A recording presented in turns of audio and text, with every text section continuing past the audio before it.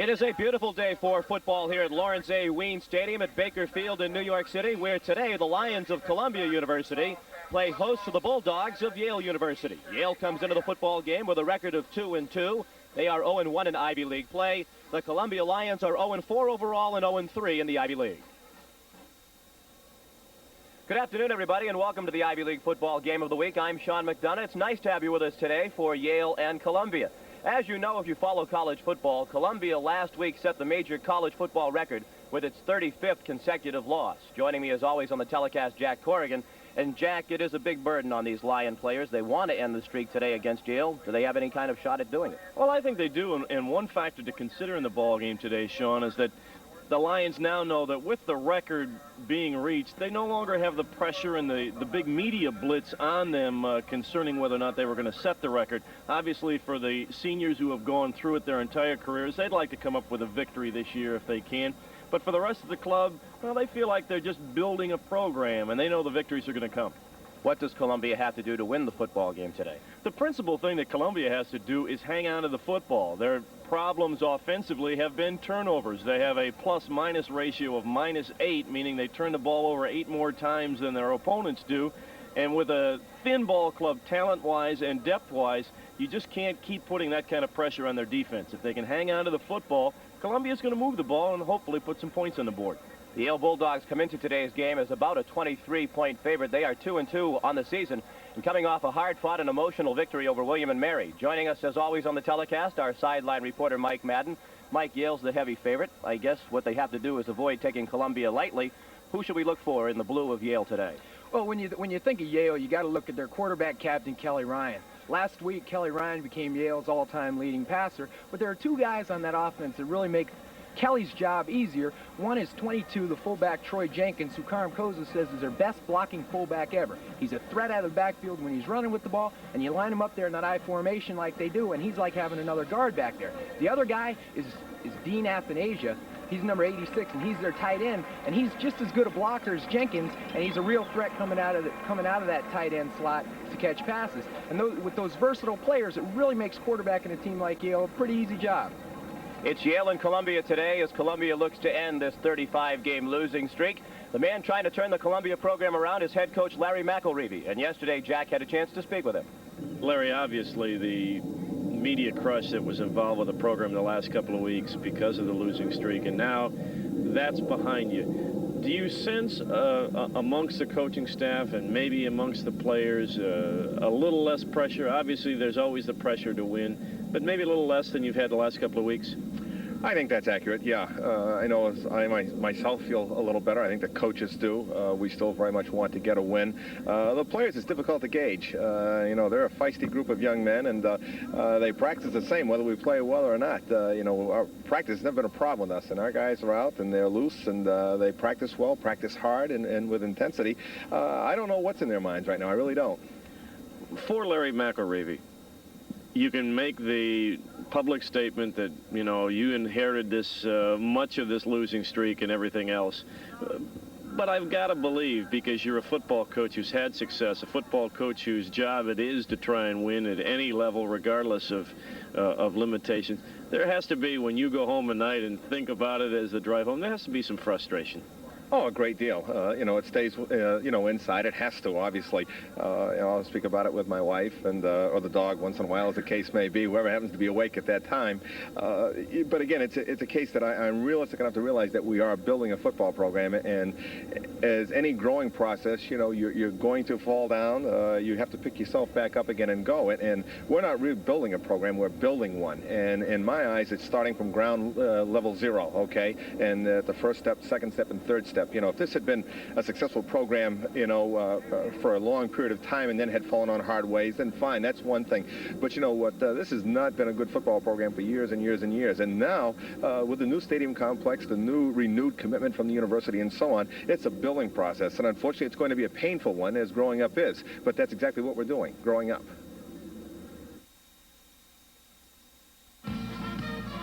The Ivy League football game of the week is made possible.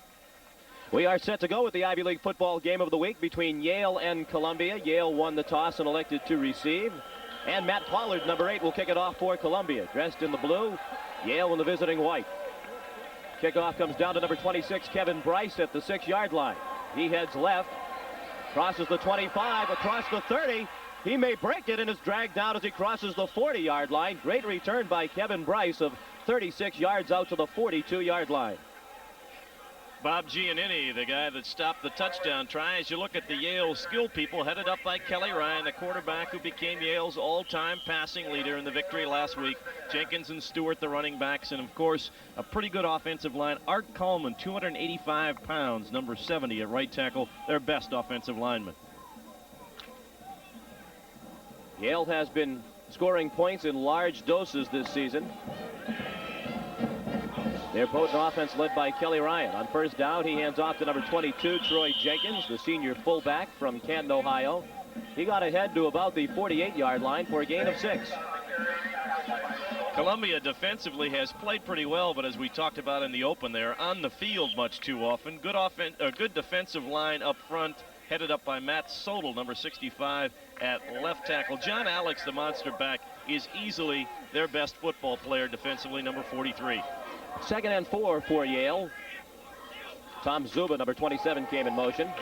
The pitch goes to Mike Stewart, number 18. He's across midfield and down at the 46-yard line of Columbia. He has a first down. Mike Stewart, a junior from Manchester, New Hampshire.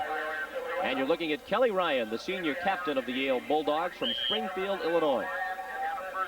You are getting a dose early on of how Yale likes to play football. They like to pound away at you with the I formation sweep action and then get Kelly Ryan into the passing sets.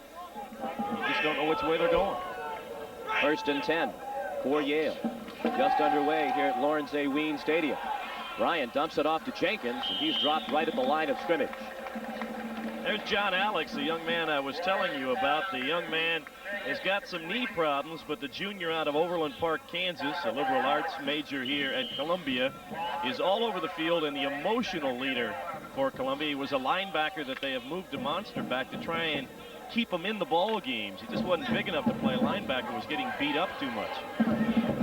They spot the ball back at the 47-yard line for a loss of 1 on the completion to Jenkins. On the delay, the handoff goes to Stewart. Lots of running room. He crosses the 40 and is close to a first down as he goes down at the 37-yard line. Boy, Troy Jenkins, the fullback for the Bulldogs. Carm Koza says he's the best blocking fullback he's ever had at Yale, and you're talking about a pretty good period of time, 23 years for Carm as the head coach of Yale. He made a great block there to spring Stewart for, I think, about 5 or 6 extra yards on that 8-yard gain. 3rd down 1. Yale with the Columbia 37-yard line. Jenkins, the fullback, has the first down as he is taken down at the 35-yard line by number 65, Matt Sodel, the defensive left tackle, a senior from Copley, Pennsylvania.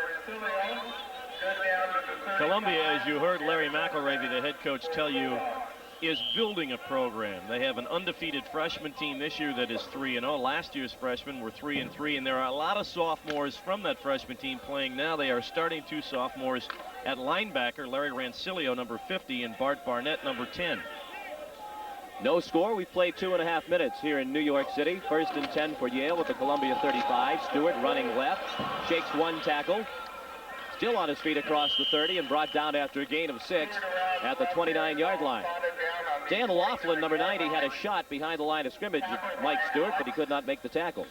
Here you see part of the problem for the Columbia Lions. Defensively, they have everybody where they need to be, but Laughlin is not able to make the tackle, and instead a no gain or a loss ends up being a pretty good gain for Yale. 2nd and about 4. Looking at Carm Koza in his 23rd season as head coach at Yale. He's the 15th winningest active coach in all of college football coaching. Taken down behind the line of scrimmage is Jenkins. He was wrestled out of bounds by Bart Barnett, number 10, the sophomore from Panama City, Florida. Mark Zielinski, the defensive end, was the guy who made first contact. Yale is sometimes predictable. They were in their split back setup, and they like to run, for lack of a better description, what you would call a sweep draw. And that time, good preparation by the Columbia defensive coaches. They anticipated the play and made a good play out of it.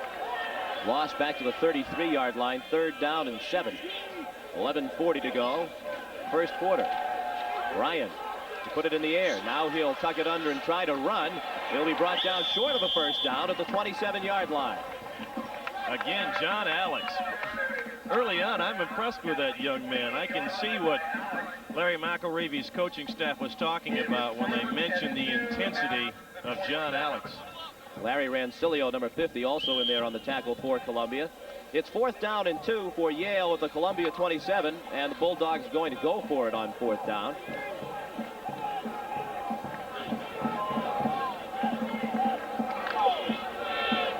The last win for the Columbia Lions came against Yale back in 1983. That was at the Yale Bowl. There was movement in the offensive line and penalty flags come down. The right side of the offensive line of the Bulldogs jumped, and they're going to back Yale up 5 yards. It appeared that Jeff Rudolph, the right guard, was the guilty party. Dead ball foul. Number 7-0 on the white. Well, it was right tackle Art Coleman. Good call there by the officiating crew, headed up by referee David Harrison. Now makes it a 4th down and almost 7 situation. But Yale going to go for it. Larry McElreavy was an assistant coach under Carm Koza at Yale from 1975 until 1980. 4th down and 7. From the 33-yard line, long count by Ryan. He goes straight back to pass. Running out of time, he's going to run for it. Needs to get to the 25, and he does. Spotted out of bounds at the 23-yard line is Kelly Ryan. 1st and 10 Yale. Here's some of the frustration for Columbia. They forced Yale into a 4th down situation, but Kelly Ryan, who last year had to deal with a severe knee problem and was not able to move around a great deal, is able to do that here in 87. As you see the rest of the schedule in the Ivy League today, that Cornell at Brown game, a big one, and Penn trying to beat Navy again, as the Quakers did a year ago en route to their 10-0 season. From the 23, 1st and 10. Delay to Stewart. Up the middle. Across the 20, lost the football, and it's recovered by Art Coleman back at the 20-yard line. Mike Stewart, who was number 5 in the nation, 1AA in rushing at 112 yards a ball game, tried for a little extra, and the leap cost him the football. Fortunately for the Bulldogs, Art Coleman was there to fall on it. The fumble cost him about 2 yards, and you look at his impressive numbers from last week. Stewart, a junior economics major out of Manchester, New Hampshire. 2nd and 7. Ryan complete to Dean Athanasia, the tight end, and he is in for the touchdown.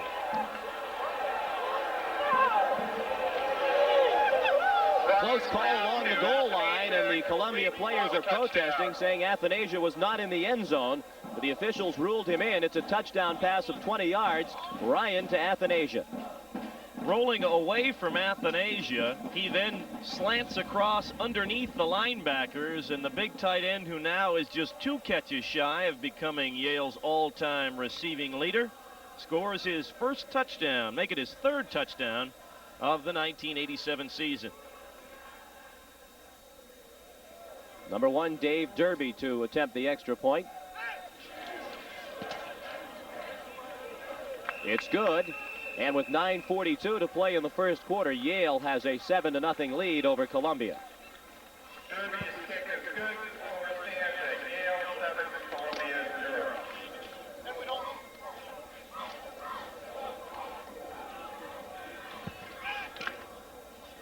Columbia, as we have discussed many times already, has been in the midst of a long losing streak, 35 games. Quarterback Dave Patello had a chance yesterday to talk about the team's attitude.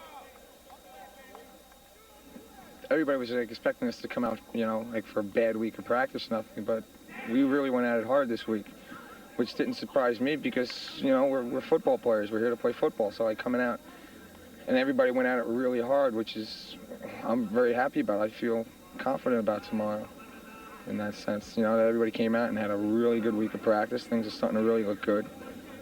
I think we can get them tomorrow, and that's going to be a good feeling winning the game. That's Dave Patello, number 13. He'll be taking the field in just a moment with the Columbia offense. He'll be coming onto the field trailing by a score of 7-0.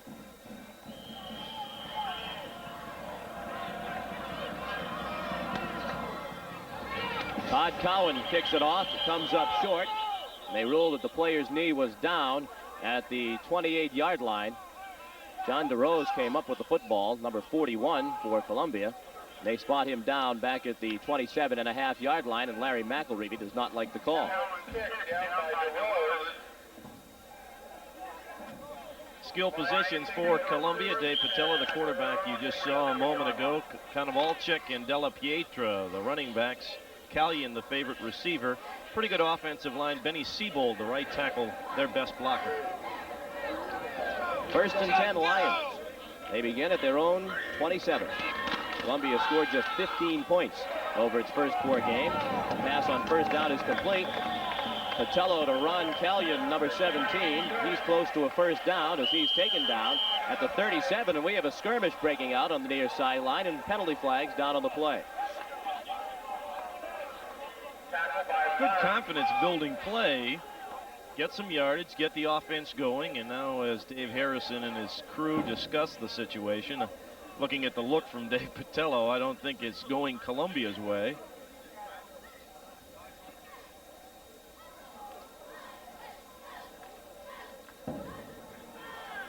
Carm Koza and Larry McElreevy looking on anxiously for the call from David Harrison. And as a receiver, downfield in the blue, a personal foul, a dead ball, personal foul on the white. So we're going to go back 5 here, boys. They'll go back 5, and then they'll go ahead 15. Here, all right?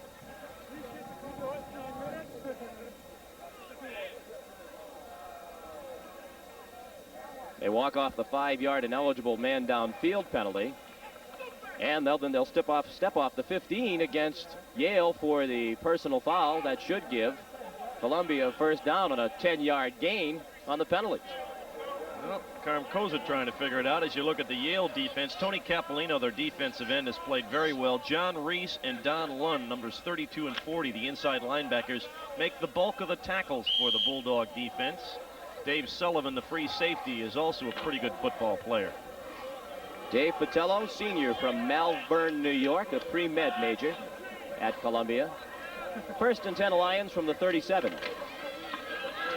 Handoff goes to the first man through, Chris Konovalchik. He's ahead for a gain of about 10 yards as he goes down at the 48-yard line. Looks to be a 1st down for Columbia. Chris Konovalchik, his brother Alex, plays for the Harvard Crimson, also out of the fullback position. Good balance exhibited by the youngster who is studying architecture here at Columbia. Another Lion 1st down. Columbia quarterbacks have not thrown a touchdown pass this season. They've thrown 6 interceptions collectively. Handoff goes to Chris Della Pietra, number 11. He got ahead for a short gain of about 1. Della Pietra was the leading rusher for Columbia a year ago, and coming into today's game with 174 yards rushing. He's a junior from Brooklyn, New York, a pre-law major at Columbia. And a former quarterback. Began the last year as their number 1 quarterback. That's why he's got the number 11 back there in the tailback spot. 2nd down 9, Columbia at the Lion 49. Konovalchik crossed midfield and then got leveled by number 32, John Reese, the sophomore strong side linebacker from West Babylon, New York. John Reese, their leading tackler in terms of total tackles coming into the ballgame, had 18 tackles last week in the victory over William & Mary. You can see why the sophomore is in the starting lineup. Puts a pretty good piece of leather on you. Yale leads 7-0 on a 20-yard touchdown pass from Kelly Ryan to Dean Athanasia. Athanasia inching his way toward the Yale all-time reception record. We'll talk more about that when the Bulldogs come back on offense. Patello, deep drop, looking over the middle. It's complete, short of a 1st down to Konovalchik. He was taken down at the 44-yard line, about 2 yards shy of a 1st down.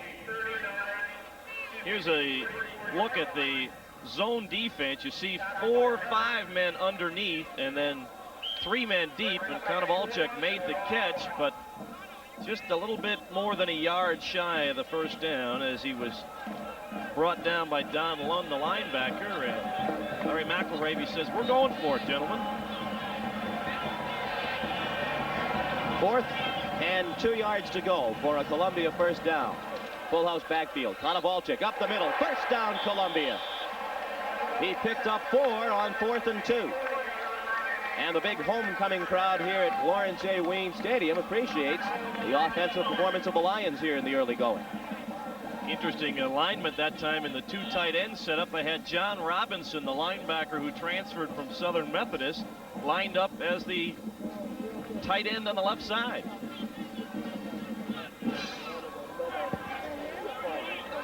Twin receivers out to the left for Columbia on 1st and 10. Patello looking to his left. Nearly went down. Now he's taken down back at the 46-yard line. Tony Capolino, leading sack man on the team with now 6 sacks, made the sack for Yale with help from Mike Brown, number 56. Something about Columbia games that brings the best out of Tony Capolino. He had 2 interceptions, including 1 for a touchdown in the game at the Yale Bowl last year against the Lions. This is what has hurt Columbia all year. They either make the turnover or get a large loss. 2nd and 16. Patello with time as he rolls to his right. He's going to run. He's across the 40 and down at the 37-yard line. A gain of 9 yards for Patello and a 3rd down and 7 facing the Lions. One of the things that Doug Jackson, the offensive coordinator for the Columbia Lions, has wanted to do with Dave Patello is get him to be more decisive, and he does that this time. Saw open territory and decided right away, I'm going to try and get some positive yardage, and he did before he was run down by Don Lund.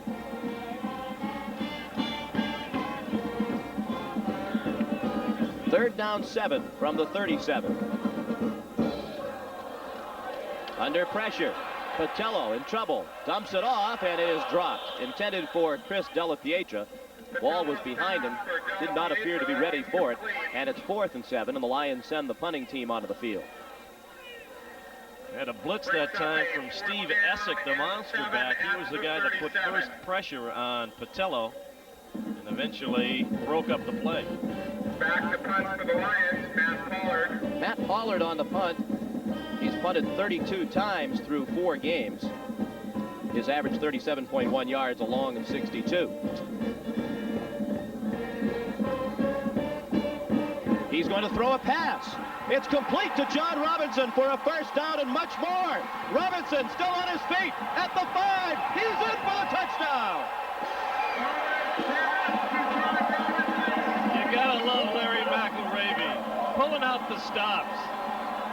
John Robinson, the young man who transferred from Southern Methodist when the Mustangs were put on probation.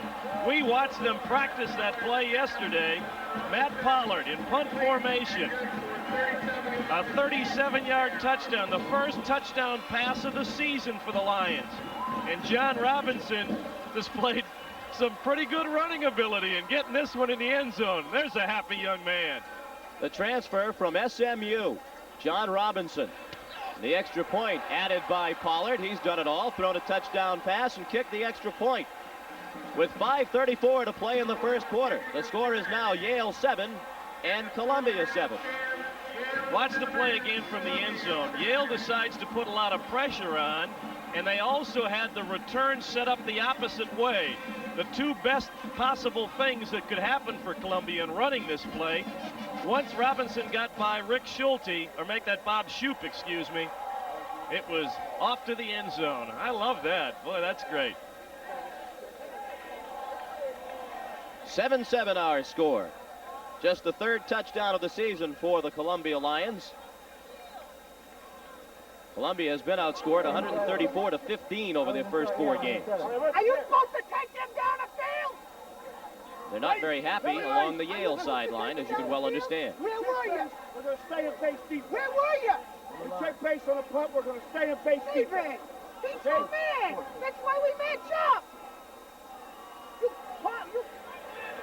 That kind of emotional touchdown, Sean, could carry this Columbia team for much of the afternoon. You mentioned they've been outscored rather heavily. The teams they have played this year are good football teams. You should keep that in mind. They have played most of the Ivy League contenders, with the exception of Cornell at this point coming into this game. Loose football as Bryce couldn't come up with a squib kick. Now it's picked up by Reggie Sellers, and he's tackled to the 15-yard line.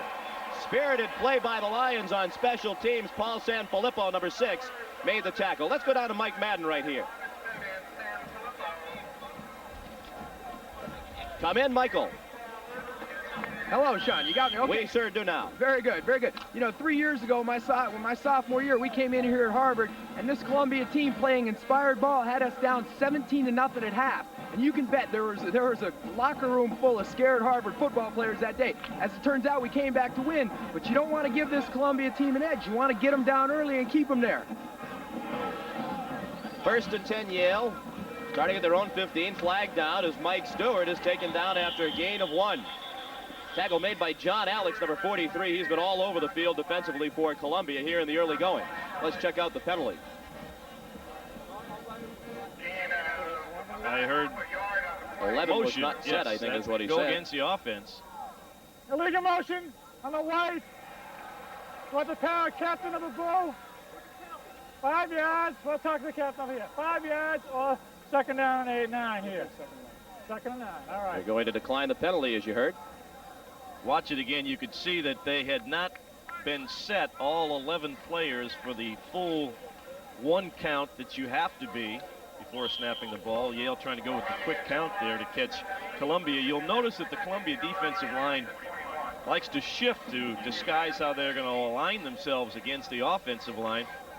Yale tried to counter it with the quick snap count, but a little too quick for everybody that time. It was only a gain of 1 for Stewart, so Columbia declined the penalty. Second down and just about 10 from the 15. Ryan rolls to his right. Under pressure, throws too high and incomplete. Nearly intercepted at the 38-yard line. Walter Haney nearly came up with the football. He's number 27.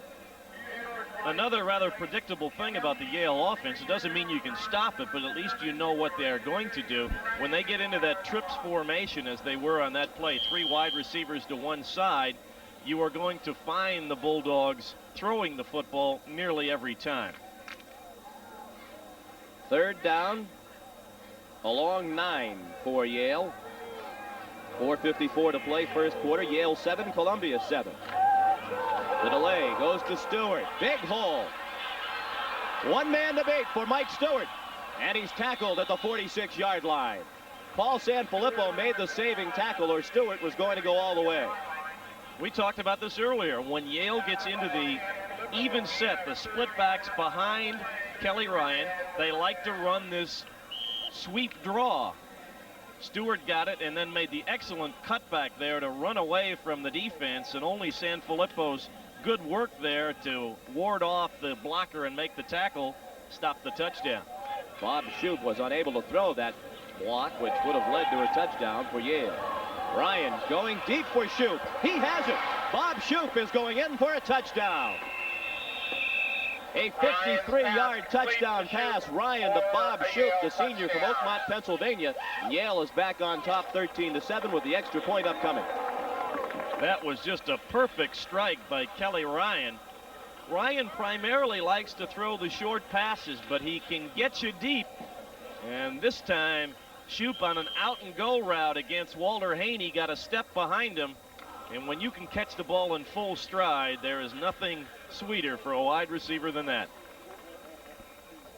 Dave Derby on for his 2nd extra point of the day. It's good out of the hold of Bob Verduzco, and with 4:24 to play in the first quarter, Yale is back on top. It's 14-7. Good, making the score Yale 14, Columbia 7. So the Yale Bulldogs answer right back to regain the lead, and that will rejuvenate their spirits as we check out some of the illustrious alumni from both of these fine Ivy League schools. There's the famous Circle Line Tour boat going by on the, what did they tell us the name of the, it's the Devil's Spout. It's Spuyten-Duyvil. Spuyten-Duyvil, they tell us. It's the Harlem River that goes past the sea, empties out into the Hudson River just beyond the stadium. There's the famous library on the campus of Columbia as you look at some of the Columbia graduates. The Butler Library.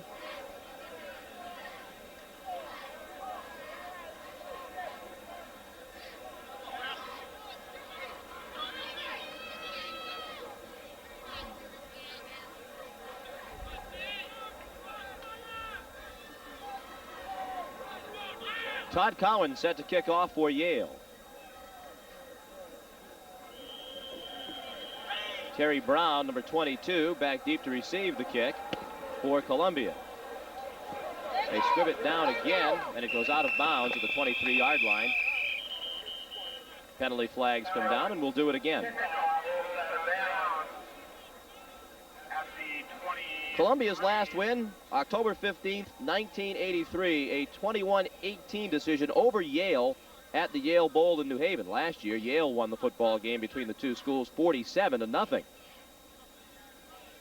Columbia has not defeated Yale here at home at Baker Field since 1971.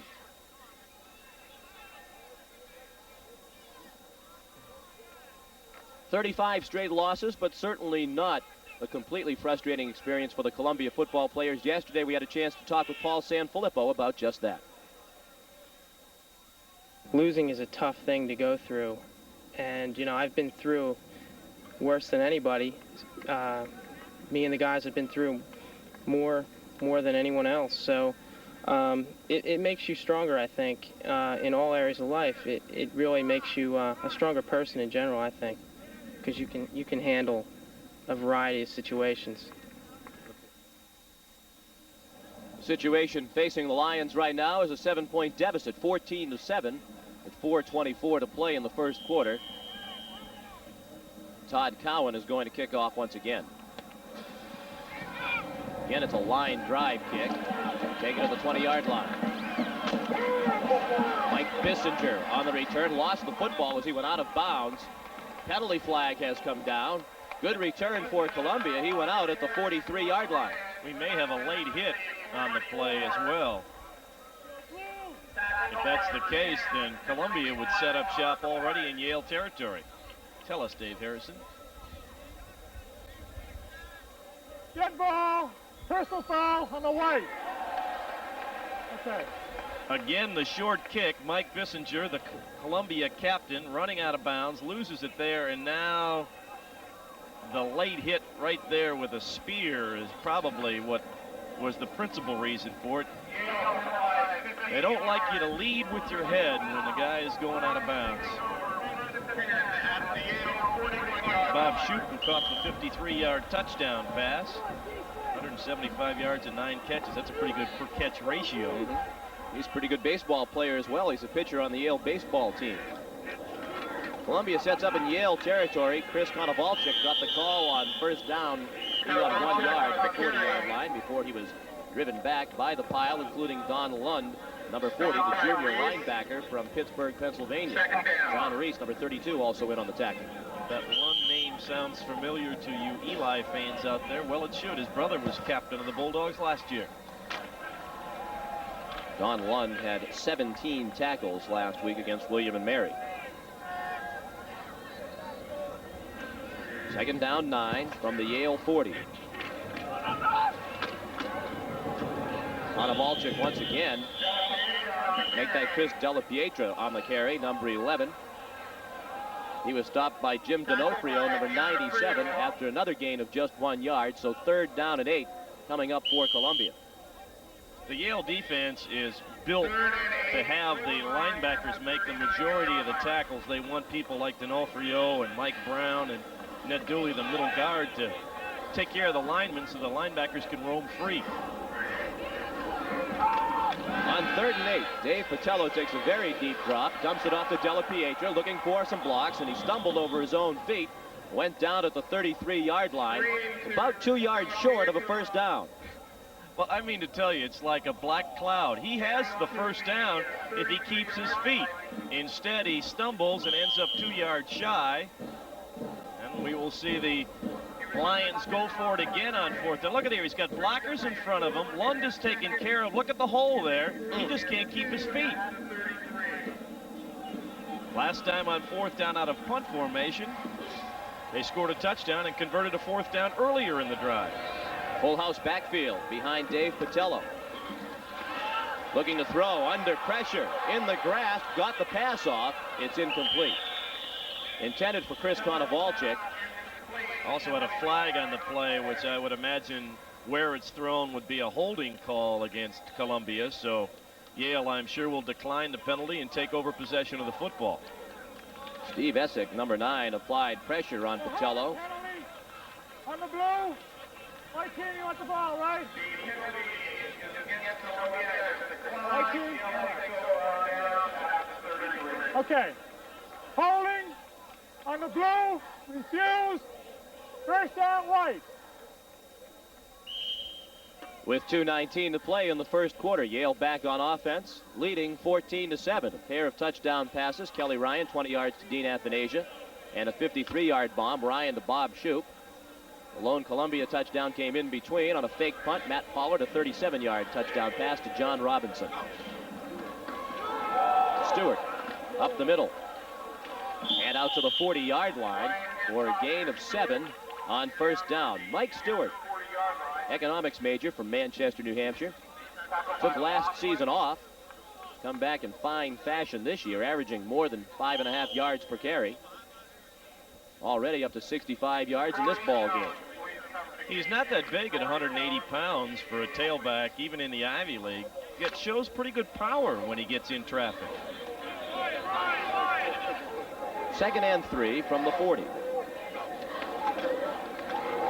Kevin Bryce. Drilled.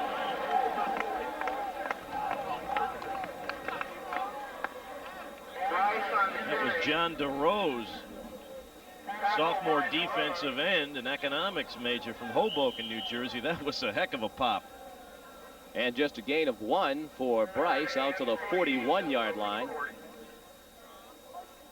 3rd down and a short 3 or a long 2, depending on how you look at it. I suppose it's the same question about the glass, if it's half full or half empty. 3 wideouts.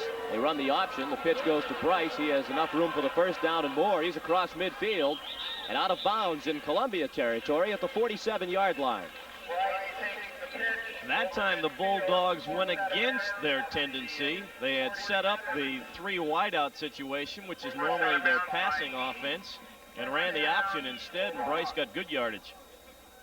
Bryce was the leading rusher last year. Stewart took the year off. He had a 529-yard season last year, averaged more than 5 yards per carry, and he had a 65-yard run against Columbia in the ball game last year at the Yale Bowl. We're in the final minute of the first quarter. Yale leads Columbia 14-7. Ryan over the middle, incomplete, intended for Tom Zuba, number 27. Situation right here from Columbia's perspective, Sean, is that they have to try and get some kind of turnover. They've got to get their enthusiasm up defensively. They had problems early in the ball game against Princeton last week. Jason Garrett and company got the scoring act going right away. Kelly Ryan's been able to do the same here for Yale thus far. 2nd and 10.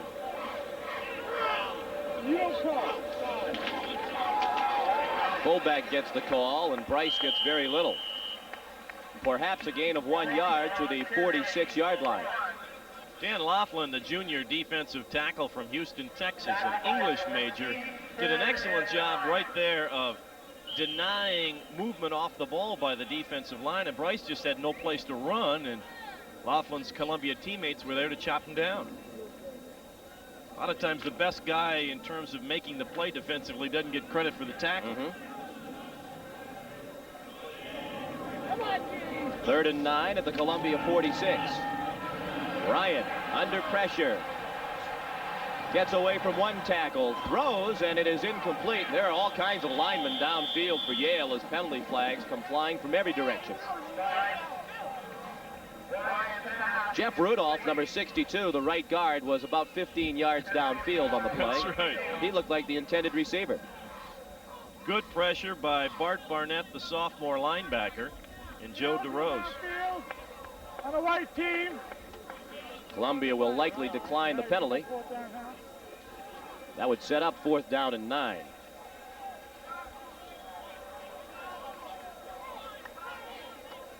An eligible receiver downfield is a loss of downs. Yes, it is, because it happened to Cornell last week. But they're going to decline it. No, illegal formation is loss of down. This is not a loss of down penalty, but it is decline to bring up fourth and 9 for Yale, and they will drop into punt formation.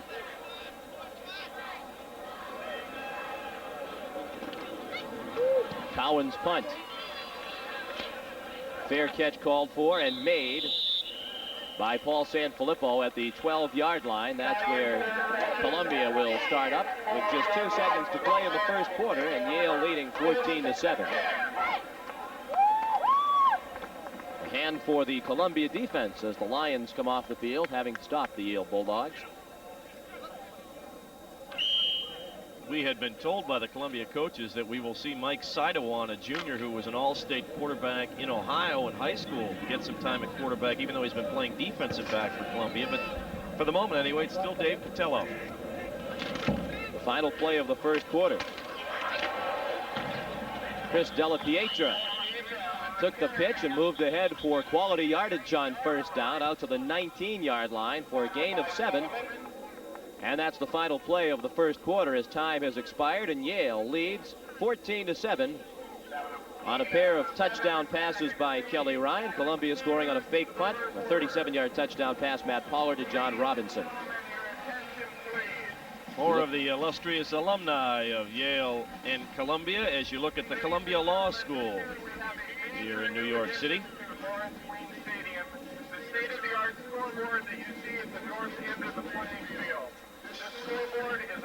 An ideal day on campus yesterday, as you can see from these scenes, and an ideal day here this afternoon at Lawrence Wien Stadium at Baker Field. It's been a beautiful weekend thus far here in New York City, and the forecast for tomorrow is good as well.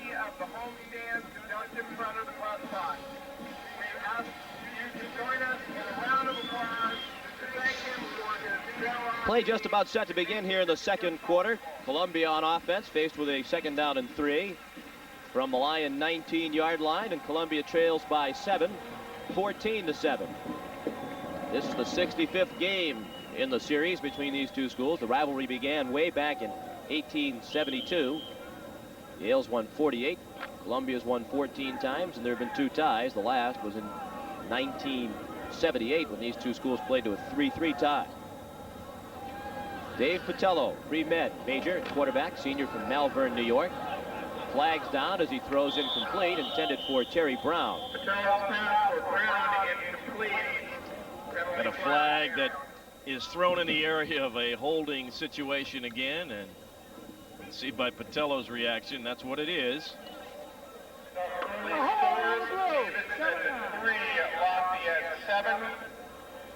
See if we can pick up the infraction as we catch the play again.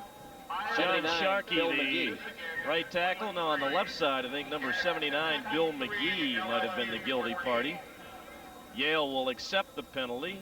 It'll be a half the distance, well, just about 10 since the ball was at the 20. So it really is a full mark off for the Columbia offense as they're now faced with a 2nd down and about 13, almost, I'd say 13 yards. And you'd be correct. Had a shot of Carm Koza just a moment ago, and we talked about his great record at Yale over his 23 years, 134 wins. He's the 15th winningest coach in all of college football. I think a more impressive number is the fact that in his 22 previous years as the head coach at Yale, all but 4 of his players have received their degrees. That's an amazing record. Patello completes it to Chris Della Pietra, and he's tackled short of a first down by John Reese, number 32, sophomore from West Babylon, New York. 9 Ivy League titles. Of course, had that great stretch in the late 70s with some outstanding talent. John Spagnola, who was one of the holders of that receiving mark career that Athanasia is going to pass perhaps this afternoon even. 3rd and 5 for Columbia. Della Pietra close to a first down as he goes down to the 23. Appears to have the first down from this vantage point. That was a good call that time by Doug Jackson, the defensive coordinator. It seemed like an obvious passing situation. They went with a run, and Della Pietra was able to gain the necessary yardage to keep the drive alive. You know, deep in your own territory, you hesitate throwing the ball. And quite frankly, the Yale offense or the Yale defense, excuse me, has had problems stopping the run. They're giving up more than 220 yards a game on the ground. 1st and 10, as Della Pietra did pick up the first down. He gets the call once again, and he's ahead for a quality gain on first down out to the 30-yard line for a gain of nearly 7 yards. As we talked earlier, the concept defensively for Yale is to have the down linemen take care of the offensive line and let the linebackers make the plays. But what you got right there was a good block by Konovalchik on the one linebacker, and Della Pietra just running past the other linebacker, and that's why he got positive yardage. Yale leads 14-7. 13:15 to play in the first half. 2nd down and 3. Konovalchik. Big gain as he busts across the 40-yard line and goes down at the 43. If you can occupy their linebackers, you can get big yardage on the ground. This time it's the quick hitter to the fullback, and the linebackers just overran the play. And Konovalchik, the sophomore, has shown the best way to get to the end zone is a straight line.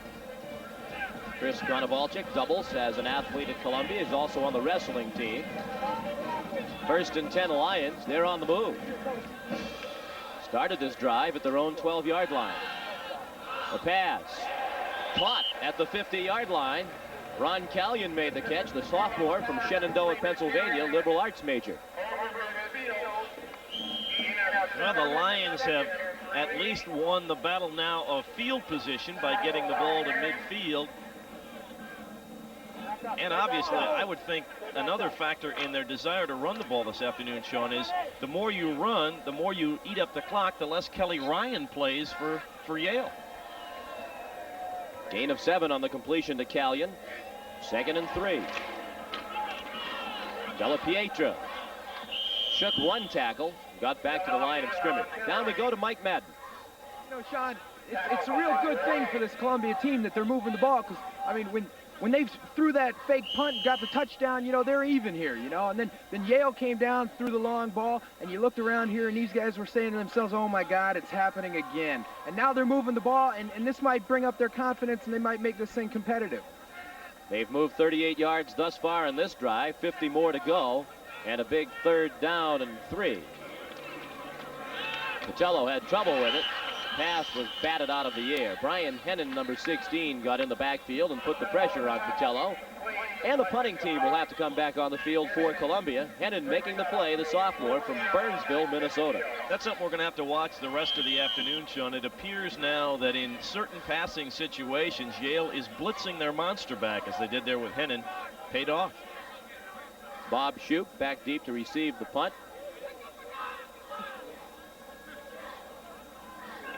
Matt Pollard. A wobbly punt. Shoup started to signal for a fair catch, then let it bounce. And it's down by the Lions inside the 20 at about the 17-yard line.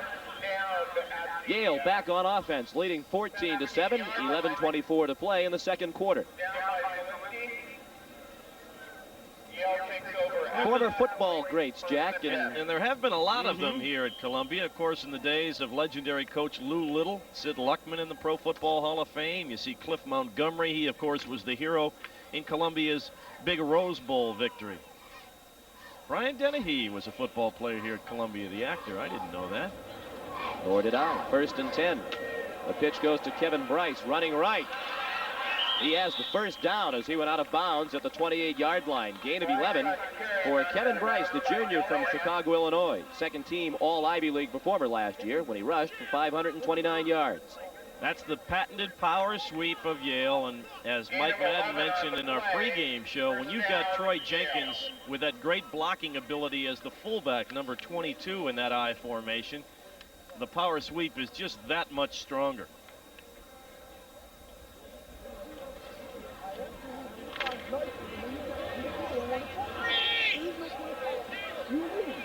From the 28, 1st and 10 Yale. Kelly Ryan, Yale's all-time passing leader, calls the signals, pitches it back to Bryce. Bryce crosses the 30, lunges forward for 2 more for a gain of 4 on first down. The Ivy League standings entering today's game. Cornell at the top, Brown right behind, and Cornell and Brown going head-to-head this afternoon in Providence. We'll keep you updated on that score throughout the afternoon. Princeton and Harvard is our game next week, and as you can see, both the Tigers and Crimson right in the midst of the battle for the Ivy League crown. Don't count Penn out for a shot at that 6th straight title, as the Quakers are turning it back around after an 0-2 start. 2nd and 6. The delay goes to Bryce up the middle and out to the 35-yard line. Bryce on the carry, tackle by Tomasi and Zielinski. Paul Tomasi made the tackle. Mark Zielinski also in on the play, number 42 for Columbia, the defensive left end and a junior from Rutherford, New Jersey. Another important 3rd down situation here for the Columbia defense. If they can stop Yale here, force the Bulldogs to punt the ball, then it means they are winning the battle of field position. 3rd down along 3. Ryan straight back. Over the middle, complete to Troy Jenkins. He has a 1st down out at the 44-yard line. Jenkins, a senior from Canton, Ohio, an economics major. Came into the ball game with 8 receptions on the season. Columbia in a zone defense, and they drop Jenkins underneath the coverage.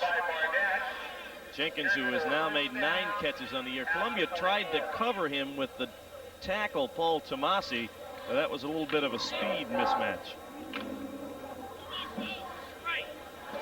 Saw a shot of a Columbia fan. They have been loyal throughout this long losing streak, and a crowd of more than 10,000 here at Baker Field this afternoon.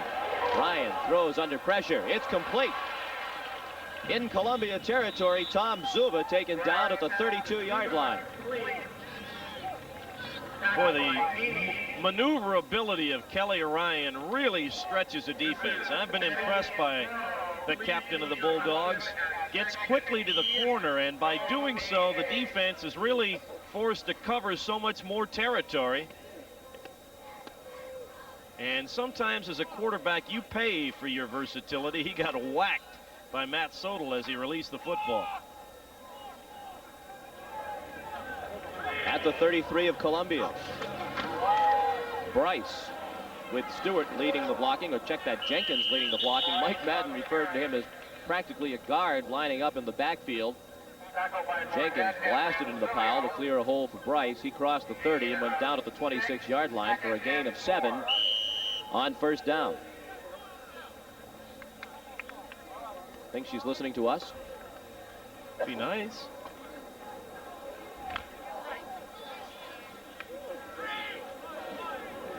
Second down 3 at the Columbia 26. Yale leads 14-7. 8.5 minutes to play in the 1st half. Jenkins in trouble in the backfield. Gets away from a couple of tacklers. Then he's brought down by Bart Barnett, number 10, for a big loss at the 33-yard line. They gained 7 on 1st down. They lost 7 on 2nd down. That's that predictability of Yale that occasionally costs them. As we told you, they get into that split back setup. They like to run the sweep draw. That's what they do with Troy Jenkins. Matt Sodal started the problems. Mark Zielinski added to them, and Bart Barnett finished it off for the Columbia defense. Barnett was the MVP of the Columbia freshman team last year. He was both a fullback and a linebacker. 3rd down 11. Fumble. And Yale got it back. Bryce lost the handle back at the 35-yard line, but recovered it himself. 4th down and 12 facing Yale. The punting team started on the field, and Carm Kozas called them back. Now he's sending them back out. I think Carm thought it was 3rd down.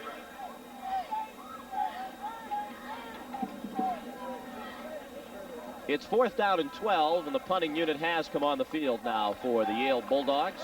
The Yale field goal kicker, Dave Derby, does not have long range, so Coach Koza deciding, let's pin the Lions deep in their own territory.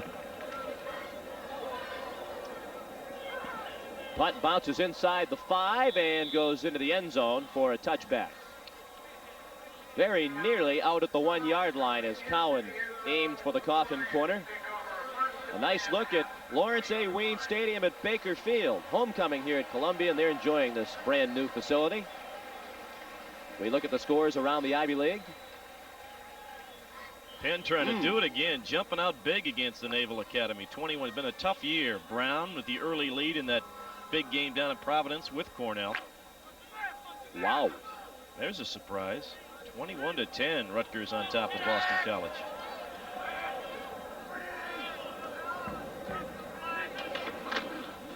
Patello on the delay. Della Pietra ahead for 5 yards on first down. That play working well for the Lions of Columbia here in the first half. Gain of 5 for Della Pietra. They tell us Chris is an avid chess player. Making some nifty moves there. Mm-hmm. As we mentioned, part of the offensive philosophy today for Columbia was to try and keep the Yale offense on the sidelines by running that. The other way around, folks. The Naval Academy up 21-0. We just had 3 touchdowns called back. Big game. Chris Konovalchik busts through for the first down. He picked up 9 out to the 34-yard line, and reason to cheer for the homecoming crowd here at Lawrence A. Ween Stadium at Baker Field. We don't have it officially, but I would say Lawrence A. Ween Stadium at Baker Field is the longest title of a football facility in all of college football. Doug Jackson, the offensive coordinator for Columbia, told me, he said, we're going to get back to a little bit more basic football. We're going to come after some people. They've been doing a pretty good job on the line of scrimmage. 6 minutes to play. First half. Yale leads 14-7. Plenty of time for Patello. He's going deep. Too far ahead of his intended target, Terry Brown. He was well covered on the play. Robert Stokes, number 29, running stride for stride with Terry Brown, the junior from Lauderhill, Florida, an economics major at Columbia. He was a running back last year, and Brown had a big day in the ball game last year against Yale. He caught 6 passes at the Yale Bowl.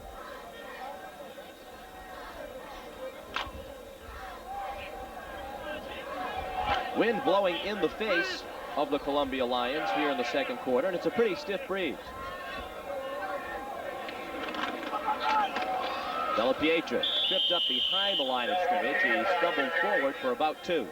Ed Dooley, the middle guard, slanted off of the center and slipped through a hole and got first contact on the play and kept Della Pietra from getting more yardage.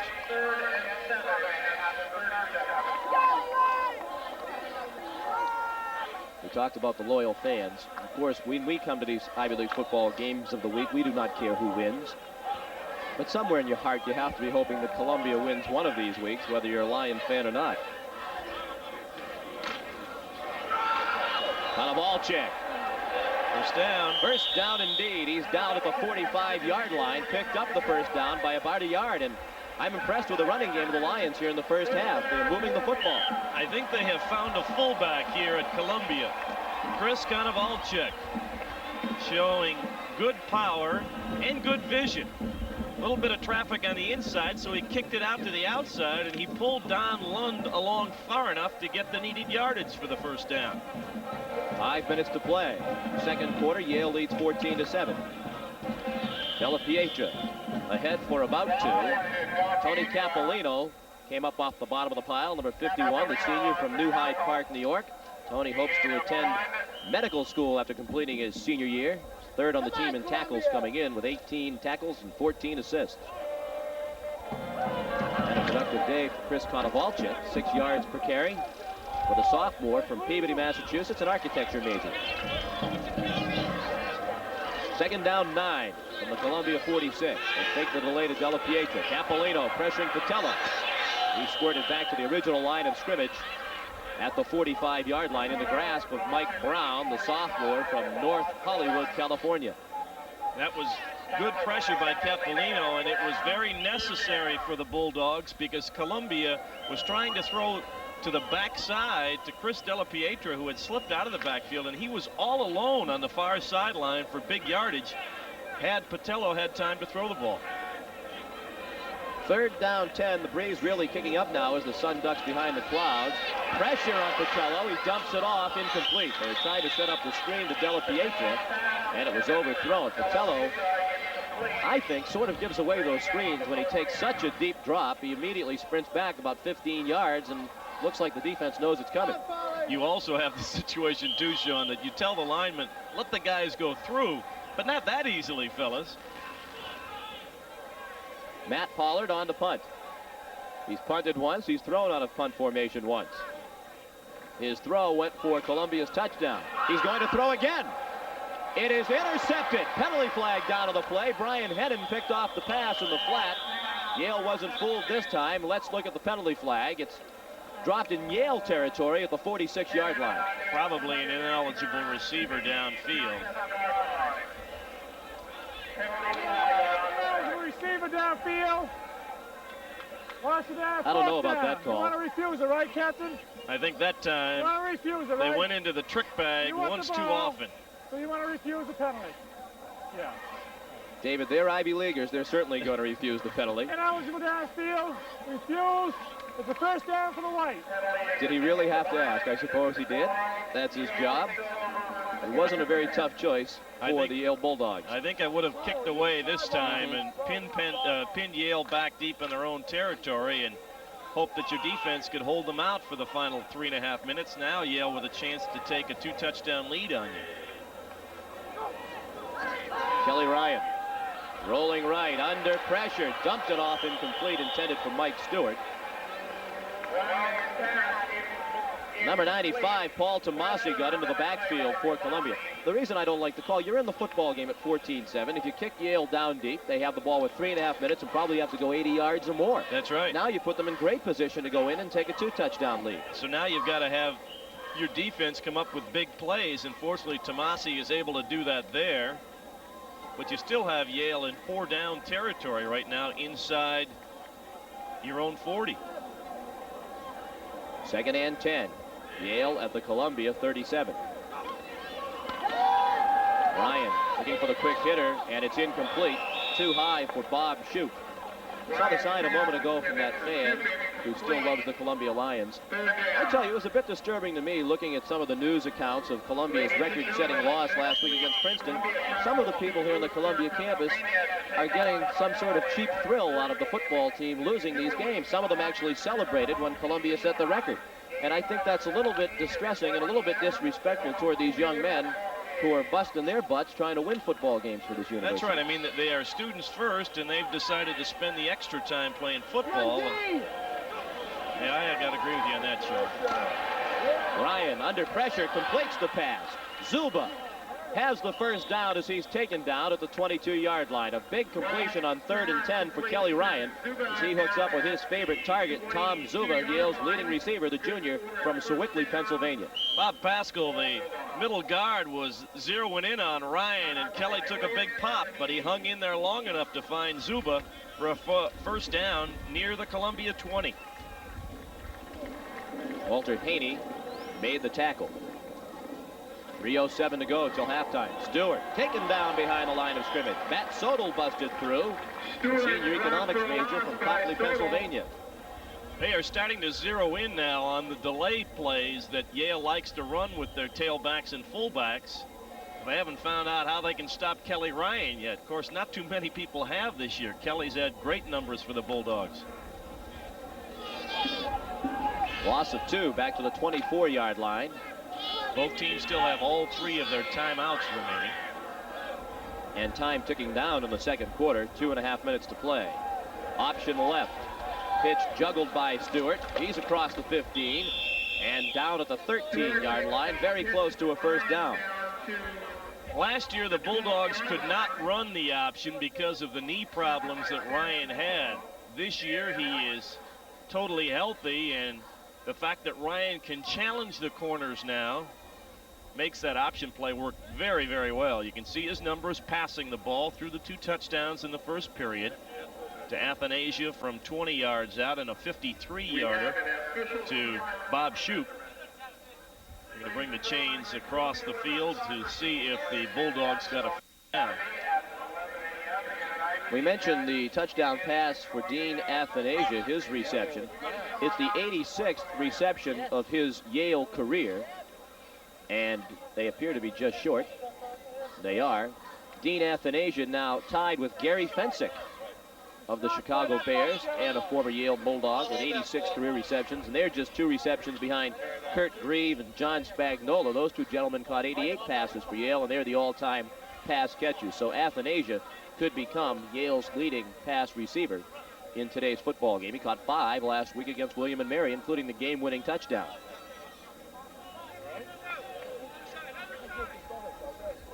was an honorable mention All-Ivy tight end last year. The Columbia defensive coaches told me they thought he was easily the best tight end in the league last year in their estimation. I would venture to say he is getting strong consideration for that honor here in 1987. 3rd down and inches. Athanasia has indeed led the Bulldogs each of the past 2 years in receiving 40 catches last year, 31 as a sophomore. Jenkins inside the 10 and down at the 6. He has the first down. Troy Jenkins.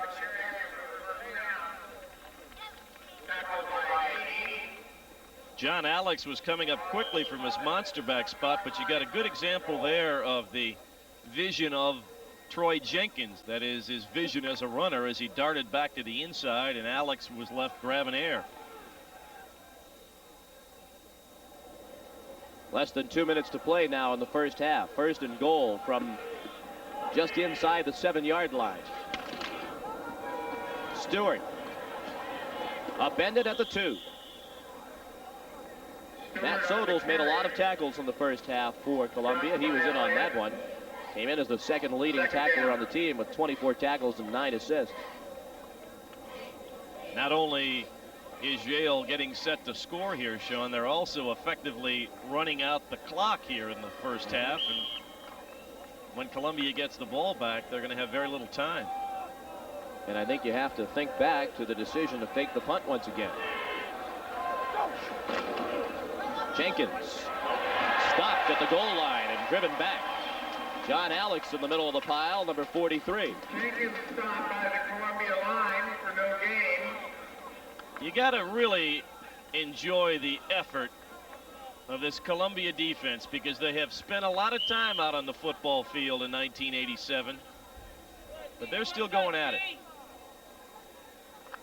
John Alex, a very spirited and emotional player. Without question. 3rd and goal from inside the 1. 40 seconds to play in the 2nd quarter. Pitch to Stewart. Touchdown. Mike Stewart scores from 1 yard out. Yale has a 20-7 lead with 33 seconds to play in the half. Excellent block by Chris Plunkett on John Alex, who was in position to try and make a tackle on Mr. Stewart, but the block by Chris Plunkett enabled Mike Stewart to get into the end zone. Watch number 87 right there. He pinned Alex. That got him around the corner and into the end zone. Dave Derby trying to add the extra point. Bob Verduzco, the backup quarterback, is the holder. And the kick is blocked. Walter Haney busted through and blocked it. It's the 2nd kick he's blocked this year. And it's 20-7 Yale with 33 seconds to play in the half. Watch Haney coming from the right of your screen. Boy, there was no question he was going to block that one. He really hustled in there to make that play. So Columbia hopes that's a glimmer. While we are down to the final half minute of football here in the first half, we're going to look at some more of the famous names who have graduated from Columbia University. That's East Hall on the Columbia campus. Cole Porter. I knew that one. Of course, like many of the Ivy League schools, both these institutions have had political leaders throughout the years for this country and great names in the literary and entertainment fields as well. I want to know how come when we were at Cornell last week, your name was not listed under the famous graduates. I still need a little time before I think I qualify in that category. Here you are, coast to coast on the Ivy League football game of the week. Well, if we ever do an Ivy League Syracuse game, they'll give us double billing. How's that? All right. You think, I mean, you're known in Bethel, Alaska. We're being viewed in Bethel, Alaska, and we welcome those folks watching there today. Squib kick, fielded at the 25 and taken back to about the 35-yard line. Mike Stewart on the sideline. It was Paul Mayotte on the return of the kickoff for Columbia. Mike Stewart's father is an assistant coach and is also the assistant athletic director at Central Florida University. What do you do now? 27 seconds left in the half. You're going into the wind and you trail by 13. I still say you got to go for it.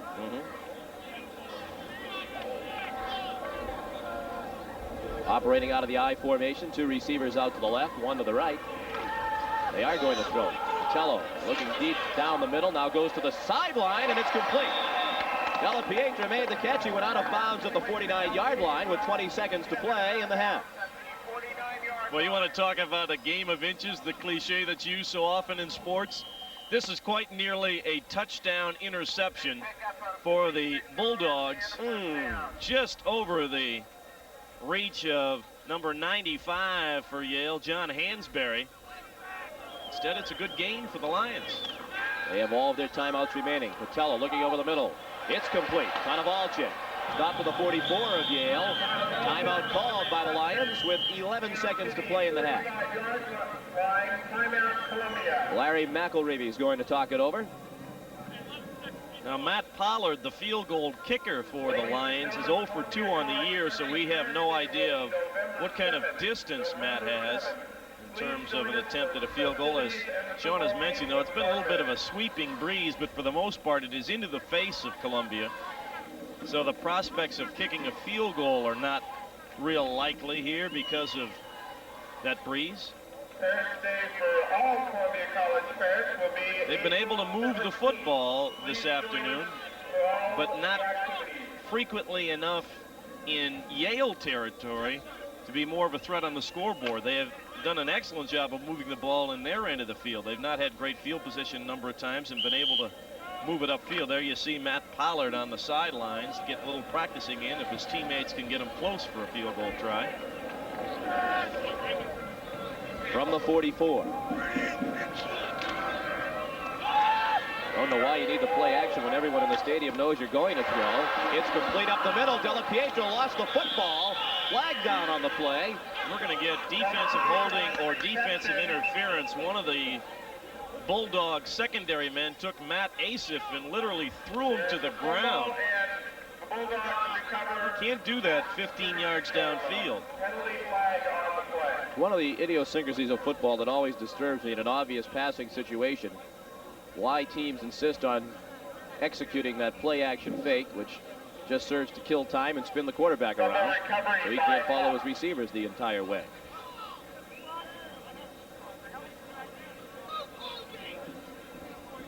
Defensive pass holding. First down spot.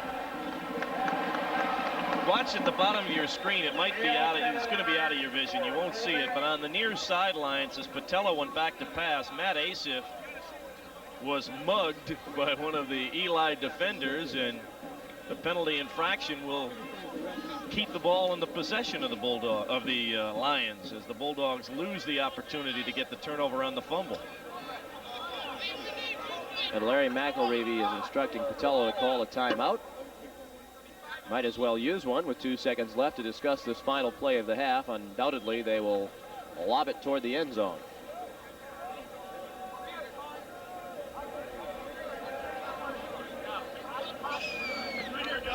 The play is nullified. So you see Dave Patella calling the timeout, so the ball will be just inside the 35. Some more Columbia football greats. Archie Roberts, I remember Archie growing up in Cleveland. He's a fine physician now at the Boston University Medical Center. George Stark had an outstanding career with the Washington Redskins. Marty Domrez was a fine quarterback here at Columbia. They've had their share of good quarterbacks here at Columbia. We're going to send the field goal team on to try a 52-yard field goal into the wind. Miro Laverick, the kicker, assistant DA. He's from my high school back in Cleveland. He is. Do you want to identify that high St. school? Ignatius High School, that's right. And of course, the most famous St. Ignatius graduate is one of the most famous Yale graduates, Brian Dowling. Oh, I thought you were going to say yourself. No, no, no, no. Brian is near legendary back at my high school. This will be a 52-yard attempt out of the hold of Terry Elliott. It is short. But a good effort by Matt Pollard, kicking into a fairly stiff breeze from 52 yards away. That came up about 4 yards short. Our score at halftime is Yale 20 and Columbia 7. We'll be right back to Lawrence A. Wien Stadium at Baker Field after this word from your local public television station.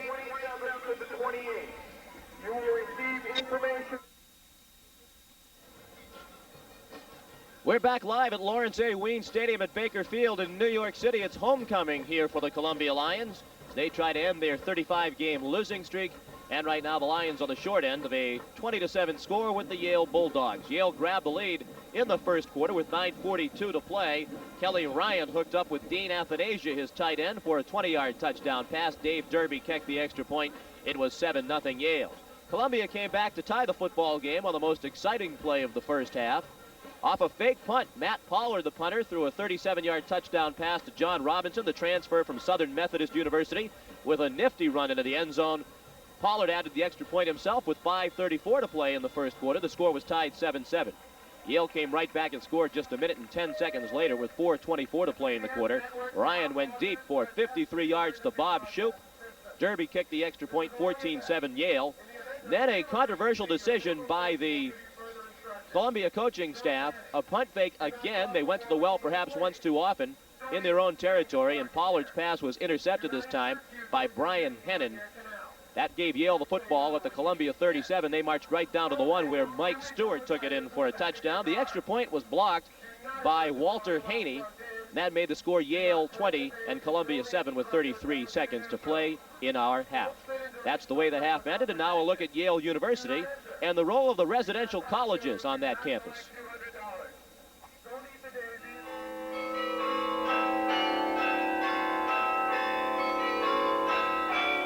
Actually, I came to Yale because of the residential colleges. I was going to go to another school that had fraternities and sororities, but I decided that the college system was really special.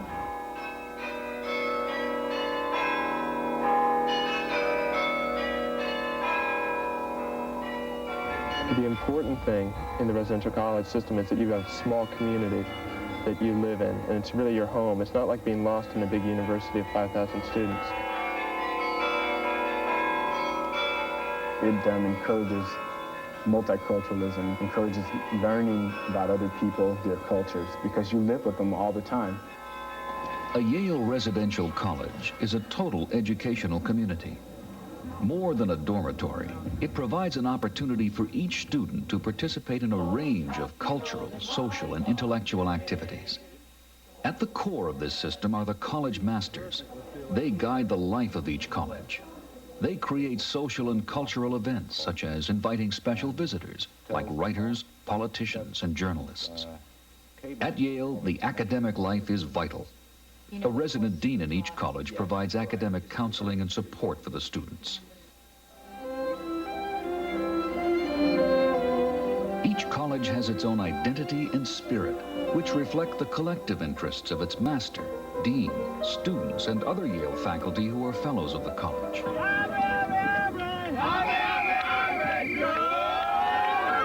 Competition among the 12 colleges often takes place in an active intramural sports program. Participation is really the key to the intramural program. A lot of people compete in at least one sport at Yale and have a great time doing it. It's a wonderful chance for women and men under severe pre-career pressures, pre-law, pre-med, pre-everything, to work together in the sun or in the chill of an autumn afternoon. Even though there is competition, there is also sharing. Each college creates a rich tapestry of concerts, plays, and other activities. Yale's residential colleges are also microcosms of the real world. Through a democratic council, students make important decisions on budgets and activities. Within each college, the students themselves design academic seminars. A seminar, again, you break down those barriers between students and faculty. You're all sitting around a table, and you're just talking for 2 hours. Students can even learn the literary art of printing their own books.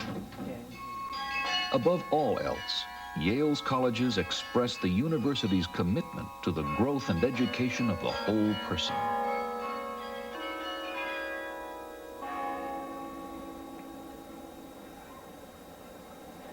We're back live at Lawrence A. Wien Stadium at Baker Field in New York City. We're at halftime, and the score here on homecoming at Columbia is Yale 20 and Columbia 7. I'm Sean McDonough. It's nice to have you with us this afternoon. Jack Corrigan, I think really the biggest mistake Columbia made in the first half was not made by their players, but rather by their coaches. That second fake punt looked like a case of going to the well once too often. It resulted in the touchdown that gave Yale now a 2-touchdown lead. Beyond even the fact, Sean, I think that you get Yale scoring the touchdown and increasing their lead to 13 points. When you do that a second time, you are saying to your defensive people, I don't think you can hold these guys for the last 3.5 minutes of the second quarter, so we're going to gamble on a play here and hope we can catch them again. It was a risk on Larry McElreavy's part, a risk that blew up in his face. Hopefully we'll get a chance to ask Larry before we start the second half what his thinking was behind the play. It was an unfortunate gamble that didn't pay off. Let's get out of the field and bring in Mike Madden. Mike usually has a good feel for the attitude of the two teams. The Columbia Lions have lost 35 in a row coming in. Their attitude has been pretty good throughout. What's their attitude right now, Mike, as they're down by 13 points at the half? Sean, as they walked right past me, and I didn't see a glimmer of hope in any of their eyes. You know, I was down here on their sidelines when they scored that touchdown, and that's the kind of thing that they've got to do. You know, they don't have the horses to go in here and beat this Yale team. They've got to go to the fake field goal. In kind of a defense of the coach, you know, he's just trying to make something happen. It worked before, you know, what the heck. As far as what they're going to do in the second half, I really don't know. I think they should, you know, they've been running the ball well. I think the guys just need a little more confidence. I mean, they are moving the ball. It's just a matter of getting it down close and down in the end zone where they can score some points. That's a good point, Mike. Columbia has moved the ball effectively, really, from about their own 10-yard line out to midfield. It seems to be there where they get stifled. Let's take a look at some scoring plays from the first half of play. It is Yale scoring the first touchdown of the football game. Kelly Ryan, 20 yards to Dean Athanasia. One of their favorite plays, Ryan rolls away from Athanasia, who then crosses the defense underneath the linebackers, and the soon-to-be all-time receiving leader for Yale scores the 8th touchdown of his career. Columbia comes back to tie the score on a fake punt situation. Matt Pollard finds John Robinson, the Southern Methodist transfer, and John showed some pretty good running ability for a defensive player as he scores the first touchdown through the air this year for the Lions. That had everybody here at Wien Stadium at Baker Field excited in a 7-7 ball game. But I tell you what, we have to give an awful lot of credit to number 6, Kelly Ryan. That young man has been near perfect for Yale this afternoon. This was a perfect pass to Bob Shoup, 53 yards in all. That got Yale right back going again. They led it 14-7 at that point. After the second fake punt try went awry, Mike Stewart made it 20-7. Good block by Troy Jenkins right there. Columbia was able to block the extra point, so it's only a 13-point advantage. Columbia, if they can score quickly in the second half, Sean, can get back into this game, but they're going to have to be able to put points on the board in their first or second possession to stay in the game. Our score at the half is Yale 20 and Columbia 7.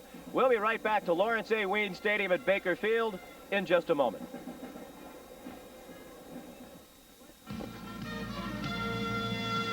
The Ivy League football game of the week is made possible by a grant from Chrysler Plymouth. We're working together to be the best. And by a grant from the financial professionals at Payne Weber.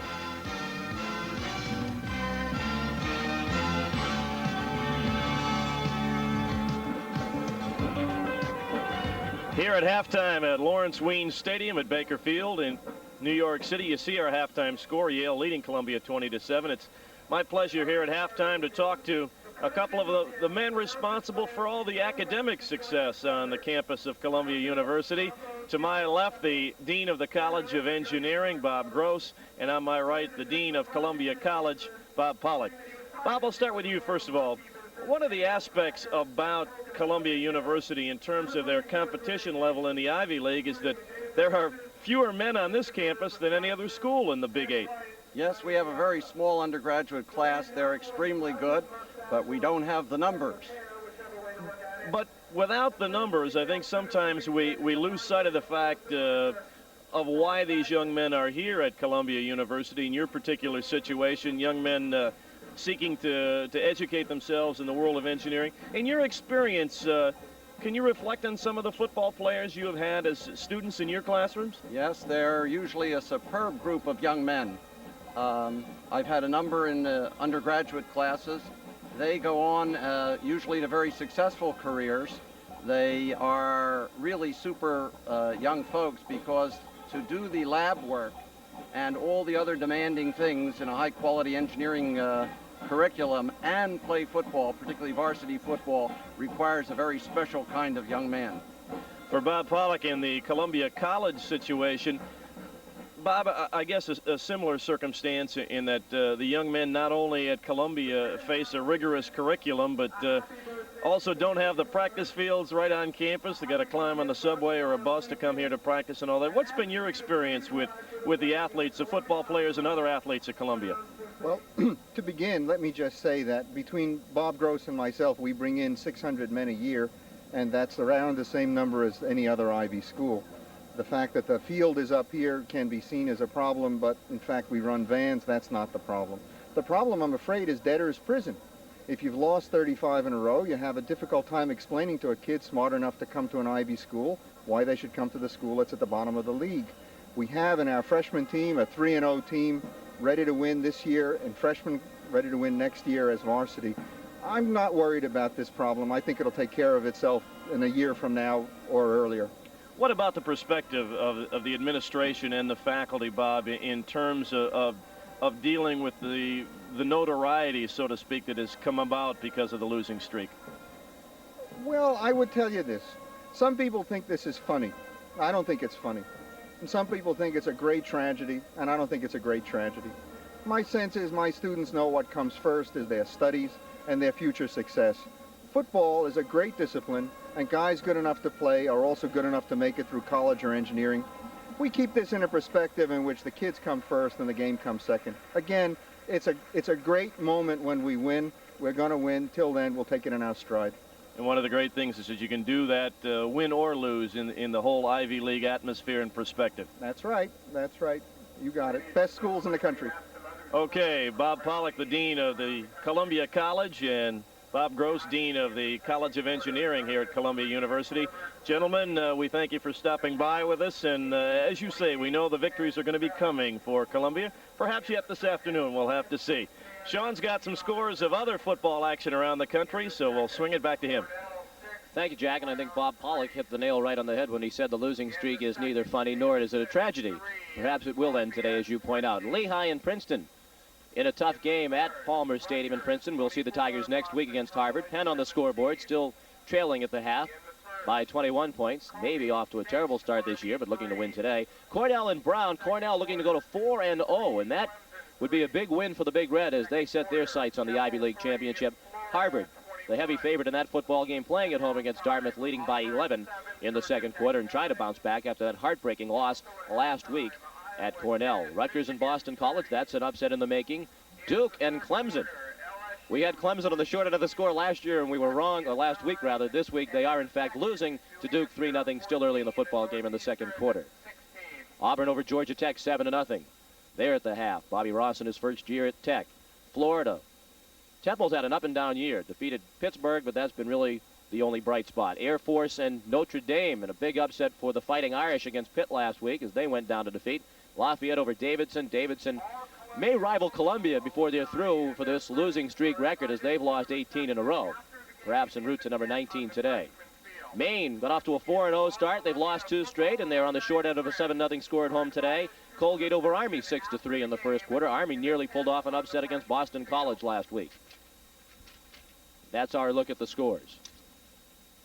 Our halftime statistics, and I don't think that these are going to be as unbalanced as the score because, as we pointed out, Jack, and I shouldn't go out on a limb because now when they do pop it up on the screen, we'll see that it's probably completely out of whack, but I'd guess that it wasn't, and as you see, it's really not that far in disarray. The big difference in the ball game to this point, Sean, is that Kelly Ryan has been able to be successful in important situations throwing the football. And, of course, Yale has enjoyed some good running out of that trio of running backs, Jenkins, Stewart, and Bryce.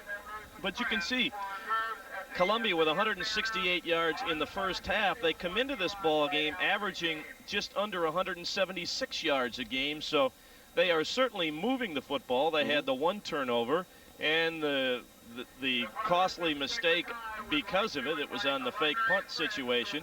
But other than that, they've been in this football game. And as we said a few moments ago, if Columbia, because they have the football to start the second half, if they can come out and move the ball and perhaps get a score in their first possession, they're right back in this game. The point you make is an excellent one. Columbia in the previous 4 games averaging 175 yards a game for the entire game in total offense. They had nearly that in the first half, and they've been averaging 1.9 yards per rush this season coming into today's game. And I thought Konovalchik and Della Pietra in the backfield were very impressive. They played very well. We had talked about the possibility of seeing Mike Sidewan at quarterback. They used Dave Patello throughout the first half. I would think that we might get the prospects of seeing Sidewan in the second half for one particular reason. Mike has excellent speed, could perhaps challenge the Yale defense on the corners with some option running, and that would further enable Konovalchik and Della Pietra to run with effectiveness on the inside. We'll have to wait and see what Larry McElreavy's decision will be, and hopefully we can get Mike Madden to talk to Larry if and when the Columbia coach comes down. At this point, Mike's downstairs. He's standing by, but he's certainly not standing with Larry McElreavy. Mike? No, I don't have the coach with me right now, Sean. I've got the mascot. I've got the Columbia Lion. The question I want to ask is everybody's talked about the coaches and the players, and I just think maybe the mascot should shoulder some of the responsibility for this losing streak here. No? I don't know. I mean, it's 35 games, and we're kind of looking at 36 here. If things don't shape up in a hurry, can the mascot do anything to change the score up there? Thanks. Thank you very much, Mr. Lyon, and back to you guys. Quite articulate, Mike. I like that. The Yale Bulldogs making their way back out on the field. We expect the Columbia Lions shortly. Our score at the half is 20-7 Yale as we look at more of the illustrious graduates of these two institutions. The great Lou Gehrig, class of 1925. You can see the now baseball field for the Columbia Lions just off to our right in a very nice facility. Arm and Hammer. Mr. Noguchi is a famous sculptor. In fact, he's got several in downtown Cleveland. There's Barnard College, which of course is part of Columbia University. There's Millbank Hall on the Barnard College campus. Let me ask you this. Last week when we were at Cornell, we had a shot of the Cornell library. You're a Cornell grad. I got the feeling that was the first time you'd ever seen the library. Hey. I've been nice to you for all these weeks. Yes, you have been. But I did see a look of when we said there's the Cornell library, you sort of had this inquisitive look on your face. That's what it looks like. Now you're going to get L. Pierce Williams and Al Bernstein and all those, Fred Marcham, all those good history professors that I had, thinking that I wasn't doing my job when I was turning in those good papers. Mentioning all your professors on TV isn't going to do you any good now. Might have 15 years ago as the Lions come back on the field.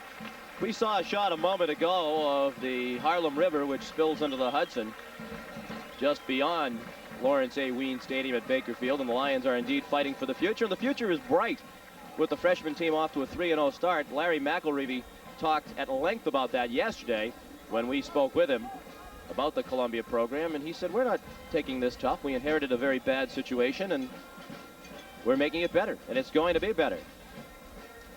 Speaking of Larry McElreavy, Larry is standing by down on the field with our Mike Madden. Mike? Coach, you're down by 13. What was the attitude, and what did you tell the guys at halftime? Oh, we just said very simply that we can move the football on this team. We've got to put some points on the board and just stiffen up just a little bit defensively, and we can get ourselves right back into it. One question about the second fake punt attempt. What was the thinking involved there? Well, the same thing. They were showing a 10-man rush, and we just threw it to the wrong receiver. That's all. We had a split end on the other side of the field that was wide open. It would have been another touchdown. We just didn't execute the play the way it was designed. Okay, very good. Thank you very much, and good luck, Coach. There you have it. Thank you very much, Mike. And there's Carm Koza, who had Larry McElreavy coach for him back in the mid-'70s, right up to 1980. Larry was an assistant on Carm's staff for 5 years. Larry's defensive coordinator, Bill Narduzzi, was the defensive coordinator for a number of years at Yale as well in the late 60s and early 70s. Larry McElreavy sticking by the controversial call and saying they just threw it to the wrong receiver. And perhaps I don't know if we that's can what get happened. another look. I don't know if we have a wide enough shot on that fake punt. Perhaps later on we can check and see if indeed there was a guy open. Set to go here in the second half. Yale to kick off. Steve Essick kicks off. And it's taken by Terry Brown at the 12. He has a gap.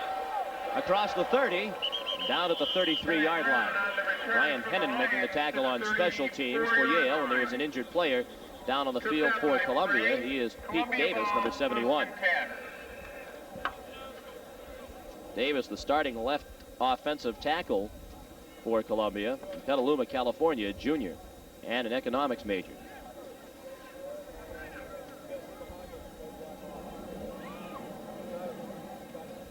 Once again, all Columbia football alumni and their friends. October 15th, to be precise, the date during that 1983 season, in a game at the Yale Bowl. That was 35 losses ago.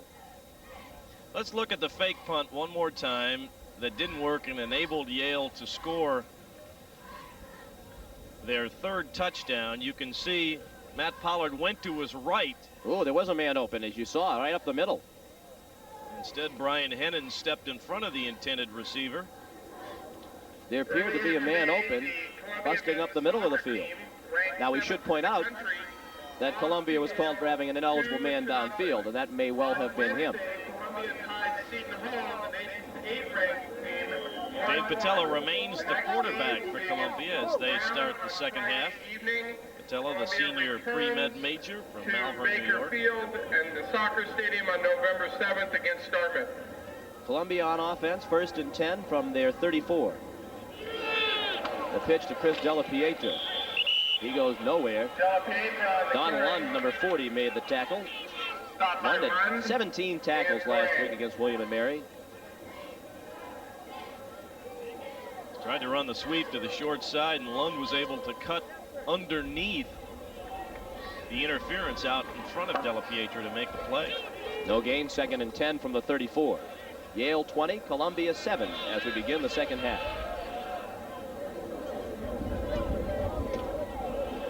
Up the middle, Della Pietra across the 40, and he hangs on to the football as he goes out of bounds at the 41, 3 yards shy of a first down. Richard Huff, number 45, made the tackle. Ran a little counter action this time. Pulled both men from the backside, Al Pollard and Bill McGee. That gave Della Pietra some good running room before Huff with a good open field tackle. Pollard threw a nice block, number 54, the junior from River Forest, Illinois. Gain of 7, 3rd and 3. Dave Patello above 500 in the first half throwing the football. He came in completing just 35%. Chris Konovalchik, close to a first down. He's out to about the 43.5-yard line, and he needed to get to the 44. Excuse me, Sean. Went into the 2 tight end wishbone alignment that time. And Yale did a pretty good job of stuffing up the line of scrimmage. Konovalchik, who ran very hard in the first half, lunged close enough to bring out the chains for the measurement for referee Dave Harrison. Should point out that, again, Columbia is going into the wind in the 3rd quarter, and they'll have the wind at their back in the 4th quarter, barring a wind shift. And with the luck that Columbia's had in the past, I wouldn't doubt it if the wind turns around. They're about 6 inches or less. Go for it. Short of the first down. Yeah, I got to believe you go for it again.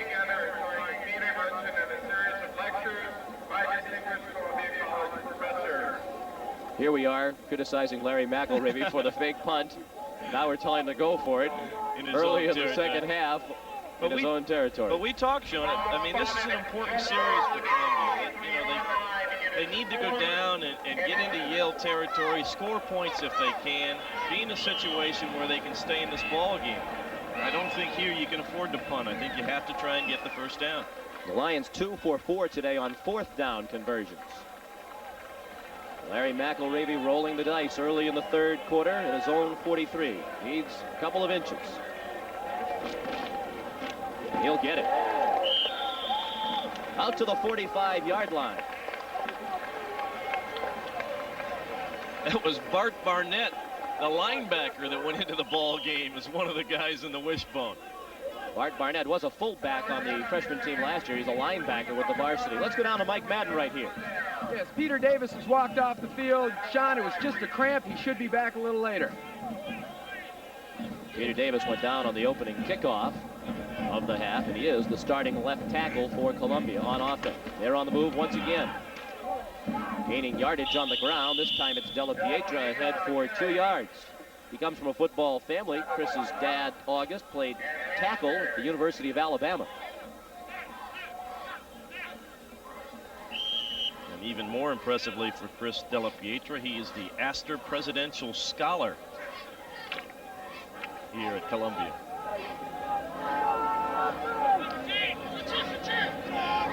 Second down 8. We played nearly 3 minutes here in the third quarter. Patello looking over the middle. It's batted down and incomplete. He had Della Pietra open in a little curl route. He circled out from his backfield position and it curled up underneath the linebackers. But Patello has the ball batted down. That's the second or third time that has happened to Dave here this afternoon. Dave Patello ranked 5th in the final Ivy League statistics for quarterbacks last season. He completed 49% of his passes last year for 894 yards through 11 interceptions and 5 touchdowns. Third down 8. Columbia from its own 47. Patello goes down back at the 40-yard line. Number 93, Malcolm Frank, busted through. He's a backup defensive tackle, a senior from Oberlin, Ohio. So once again, Columbia is forced to give up the football. Watch Malcolm Frank, number 93, come in from the right side of your screen. I think we might see Mike Sidewan the next time Columbia has the football. He has a little bit more maneuverability. Pollard on the punt, and he's punting into a stiff breeze. With 10 men coming. He got it off. Yale blocked 2 punts last week against William and Mary. Shoop on the move. He's taken down at the 38-yard line. Those are the punts that are ripe to be run back as Shoop caught it on the move heading forward. He returned it for 8 yards to the 38. That's where Yale gets the ball for the first time here in the second half, leading by a score of 20-7. The question is, has Columbia figured out a way to slow down Kelly Ryan? The record-setting Yale quarterback had an excellent first half, mixing up his runs and passes. High formation behind Ryan. Pitch goes to Mike Stewart. He's out to the 40 for a gain of 2 on first down. Matt Sodal came up off the bottom of the pile for Columbia. You mentioned Stewart, number 5 in the country in Division I AA, coming into the ball game with 112 yards a game. And this afternoon, Mr. Stewart is up to 83 yards on 12 carries. There's a little bit of, well, you know, I mean, you're at the ball game between plays, catch up on your schoolwork. One of the members of the Columbia band. Can't blame you for that. Ryan on 2nd and 8. Over the middle, wide open. Dean Athanasia, the tight end. He's in Columbia territory at the 43-yard line. It's the same play they used to score their first touchdown of the afternoon.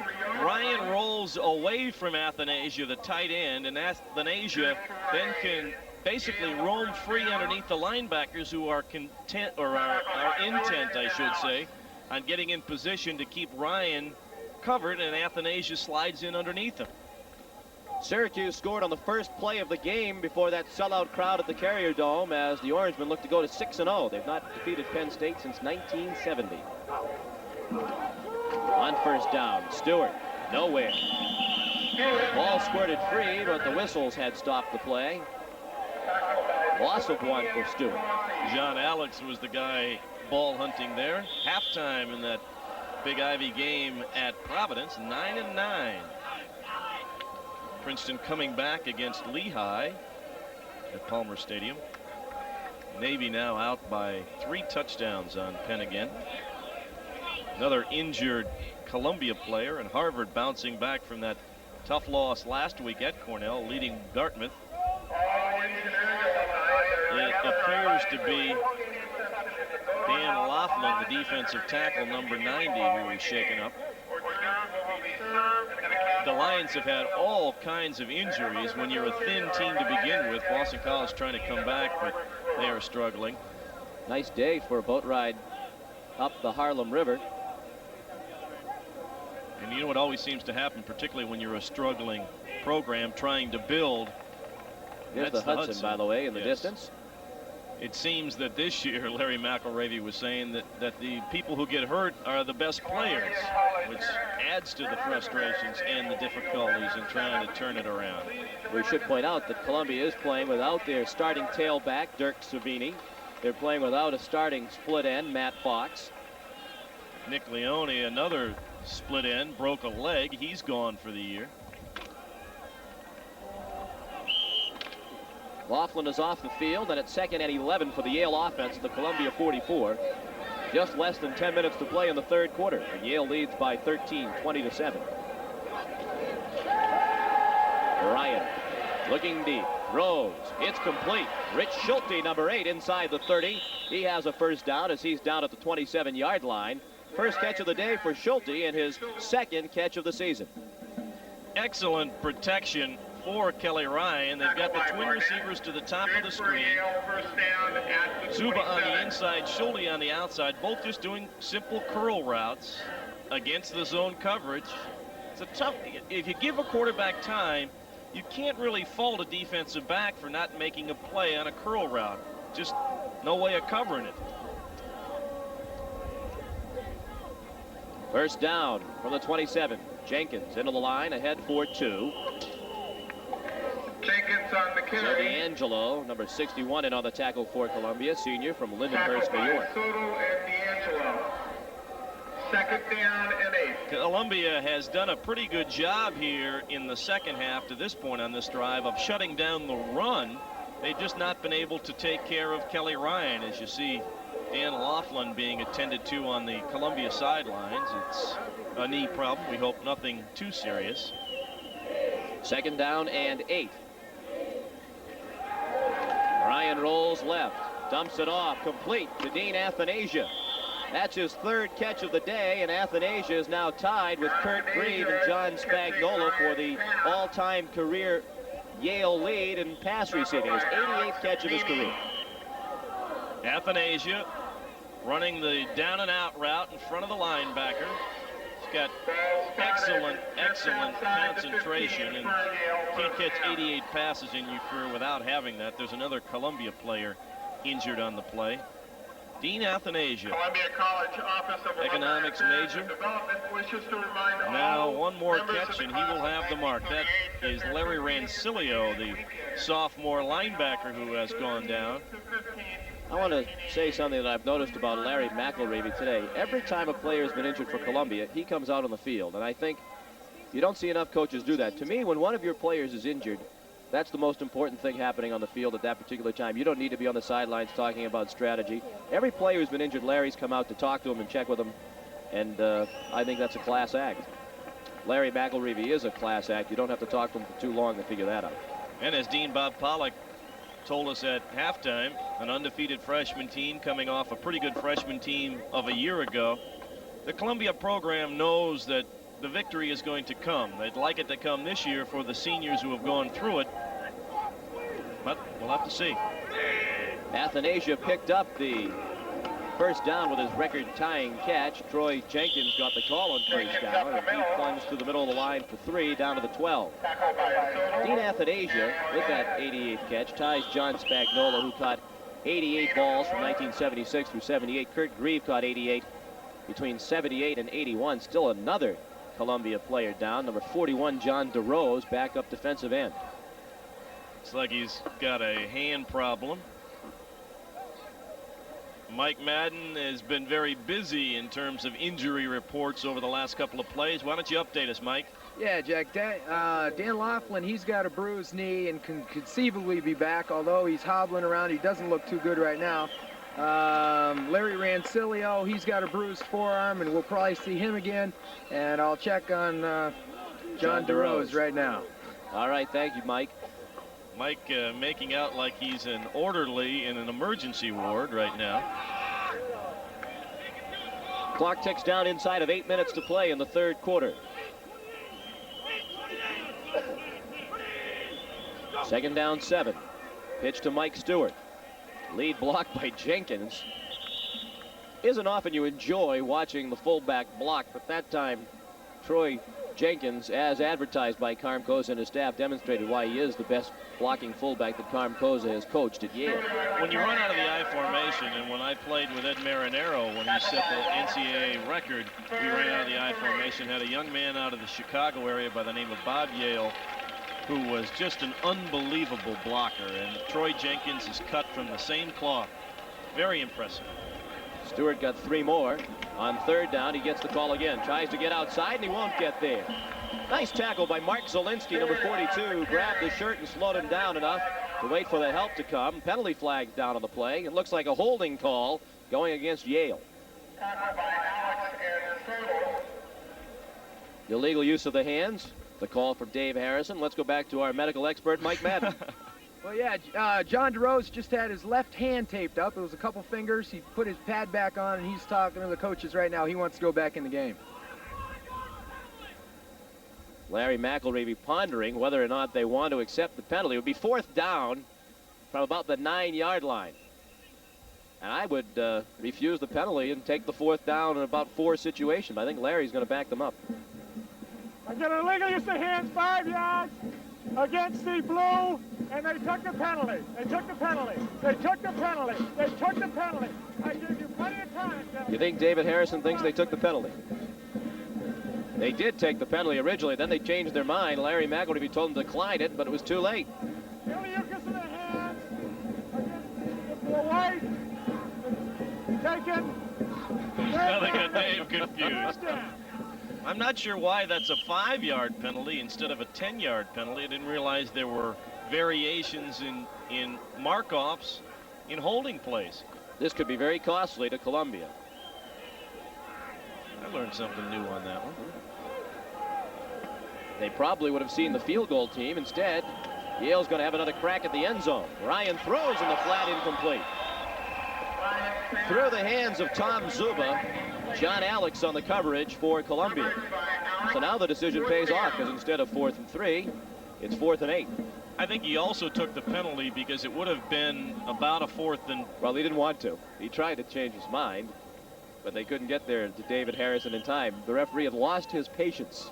But I mean, initially, even before they knew whether it was a 5 or a 10-yard penalty, he wanted to take it because I think he felt in a 4th and 3, Yale would go for it and perhaps have a chance to make it with Jenkins blocking for Stewart or throwing a little out to Athanasia. Dave Derby on to attempt a 30-yard field goal. It's blocked. And it does not get there. Guess who?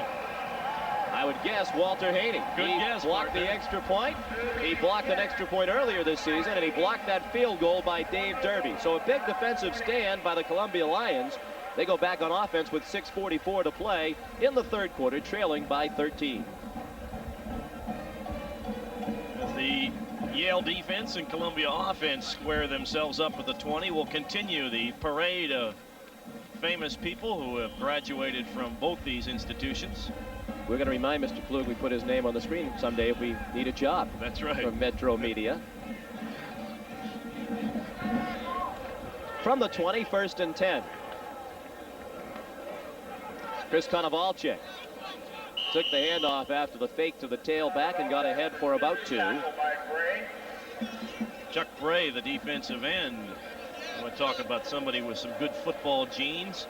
His dad played in the NFL with the Giants and with Toronto in the Canadian Football League, and his uncle was Tony Peters, who was a pretty good football player for the Washington Redskins as a defensive back. Tony Peters was an all-pro. That's right. Safety. Second and 8. Over the middle as the flag comes down. I think the umpire might have distracted the pass. He threw the flag almost to the line of sight of Chris Delapietro over the middle. And probably a holding call. Yes, when the umpire throws the flag, it's a holding call. I think Chris just said to him, please don't throw that flag through midair when I'm trying to catch the pass. Watch this again, and watch what Sean was talking about. See the umpire there right in the middle of your screen. He detects the holding call and zip. Not only did he throw the flag in the line of sight, but he was sort of in the way. Holding. Wouldn't have mattered anyway because of the holding penalty. Columbia penalized 10 yards. Larry McElravy, a Vietnam veteran, graduate of the University of New Hampshire in 1972, was the head coach at the University of New Haven before coming here to Columbia.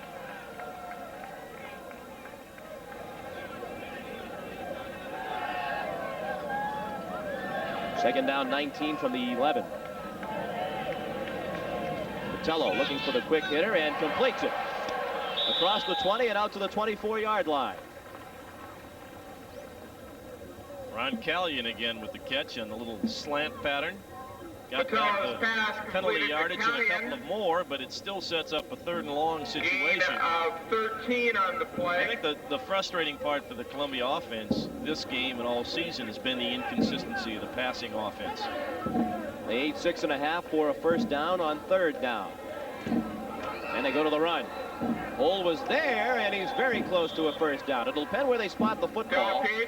Chris Delapiedra, they're not going to give him the spot. You see the lineman coming in from the side of the field, and they are inches short at the 30. What's Mike Madden's father John say? The right foot, left foot? Well, that was a left foot, and it cost Columbia the first down, but I think it was a good spot of the ball. He seemed to bounce out to the 30-yard line. They're going to punt with 5:20 and the clock running here in the 3rd quarter. And Columbia trailing by 13, or perhaps we'll see fake punt number 3. Well, Yale doesn't have 10 men on the line of scrimmage this time. Long count as they try to draw Yale off. And an excellent kick. Wow. Shoot. Has to watch it bounce inside the 20. Still rolling. Down to the 15-yard line. A 55-yard punt for Matt Pollard. And 1st and 10, Yale back on the 15 with 4:53 to play in the 3rd quarter, and Yale leading 20-7. I don't know if they can do it because they have expended so much energy already, but this is the situation right now where Columbia has got to make something happen quickly defensively, create a turnover. Yale has not turned over the football, and they have had the tendency to do that this year. They've had very good control of the ball today. This is where Columbia is going to have to try and do something. Kelly Ryan at quarterback, senior from Springfield, Illinois, pitches the ball back to Stewart, and he was tripped up behind the line of scrimmage. Mike Bissinger, the captain of the Columbia Lions, number 35, senior from Maplewood, New Jersey, and a history major, the man who came through the line and tripped up Stewart. He got back to the original line of scrimmage, 2nd and 10.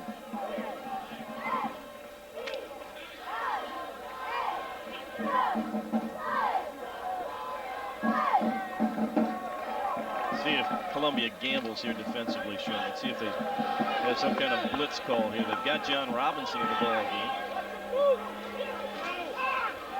Take the delay to Stewart. Ryan over the middle, complete to Athanasia.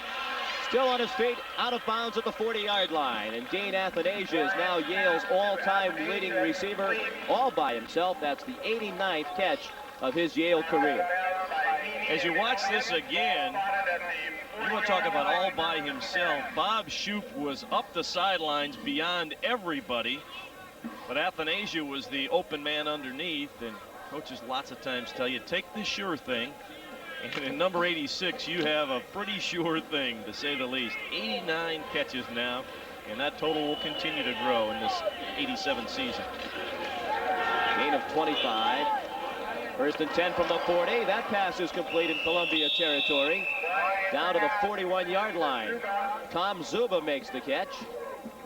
And Mike Sidewand is warming up along the sideline. He is usually a defensive back for Columbia, but we may see him at quarterback on the next offensive series, as we've speculated, for the Lions.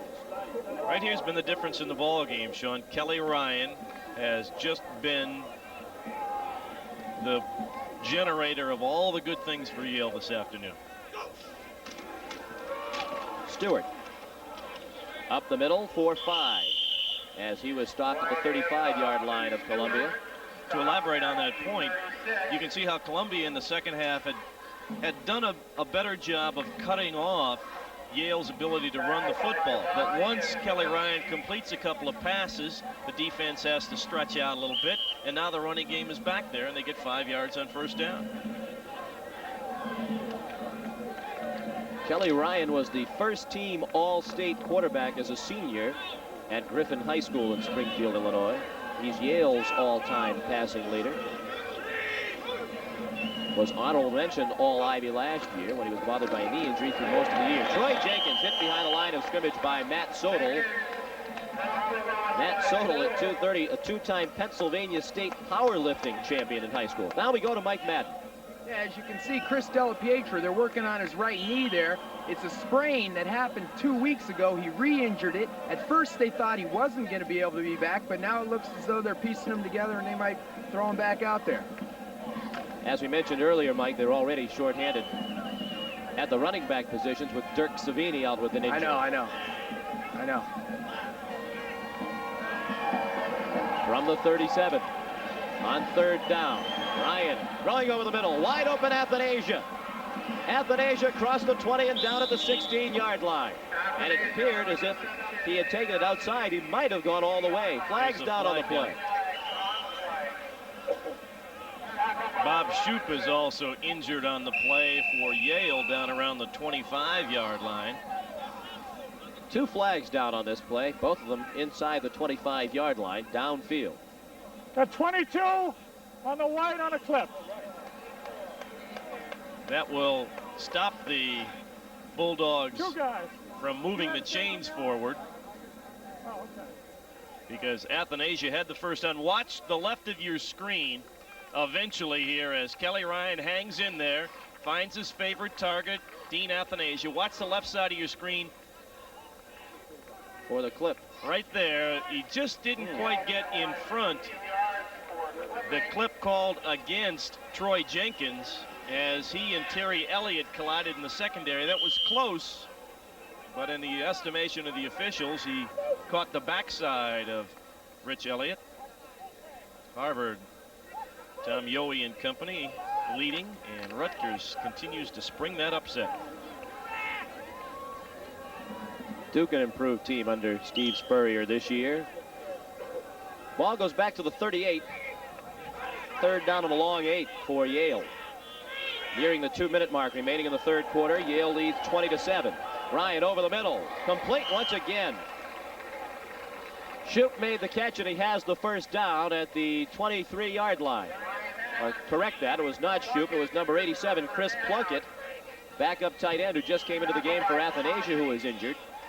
Plunkett's from Pleasant Ridge, Michigan. That's his first collegiate reception. Well, we have seen 3 outstanding quarterbacks in our last 3 telecasts. Jason Garrett, then Tom Yohe, and now Kelly Ryan. Stewart trying to get outside. He's across the 20 and down at the 18-yard line for a gain of 4 on first down. And this is what has happened to Columbia time and time again this year, is that valiant defense just spends so much time out on the field. It's a cumulative process as they get worn down and eventually crack. But I noticed yesterday watching them at practice, you can see here in this game today, their enthusiasm. Look at that score. Syracuse now up 10-0 on Penn State. Their enthusiasm never wavers, and I find that really good to see. I'm nearly breathless after seeing that Syracuse score as Jenkins goes up the middle. My Orangemen, it's been a long time since they beat Penn State, Jack, so we have to allow ourselves a little bit of excitement, but it's certainly a long way to go in that football game. 10-0 in the first quarter. Brown trying to take Cornell down to its first Ivy League loss. That would really throw the Ivy League race into the wide open situation. Third down and short for Yale, less than a yard. They're at the Columbia 13. Trying to build on a 20-7 lead with 20 seconds to play in the third quarter. Deep pitch to Stewart. He's wrapped up in the backfield and slung down by John Alex. Alex had to ride him for a while, but he was finally able to make the tackle, and a penalty flag is down as well.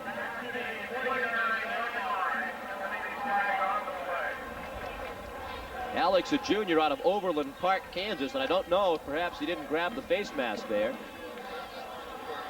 John Alex, he's really upset.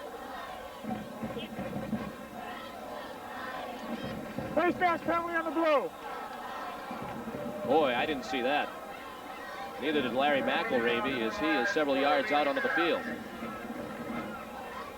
As he reached to grab Stewart, Stewart ducked his head. I still haven't seen a grab. No, of he's the face grabbing him mask. by the shoulder pads. Boy, that's a tough call. That is a really tough call. Larry really does not like it. He is still well out onto the playing field. You make a great play on 3rd down, and instead you get a tough call, and it gives them 1st and goal inside the 10. And time has expired here in the 3rd quarter. No scoring in the 3rd quarter. Yale led 20-7 at the half, and that's where the score stands at the end of 3 quarters of play. We'll be back to Lawrence A. Ween Stadium at Baker Field in New York City in just a moment. The Ivy League football game of the week is made possible by a grant from the financial professionals at Payne Weber. And by a grant from Chrysler Plymouth. We're working together to be the best.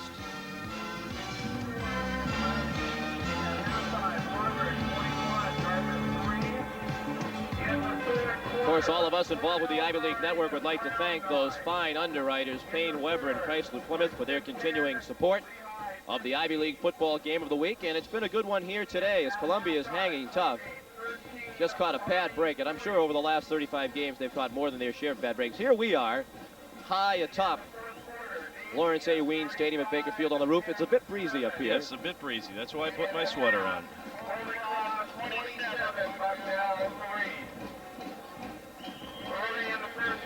And a sizable homecoming crowd along with us. They're a little bit lower than we are enjoying the football game. 1st and goal, Yale from the 8. This After is a the beautiful questionable facility. Yes, it is a beautiful facility.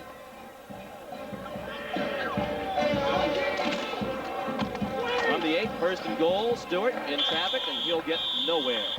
Perhaps a yard to the 7, but that's all.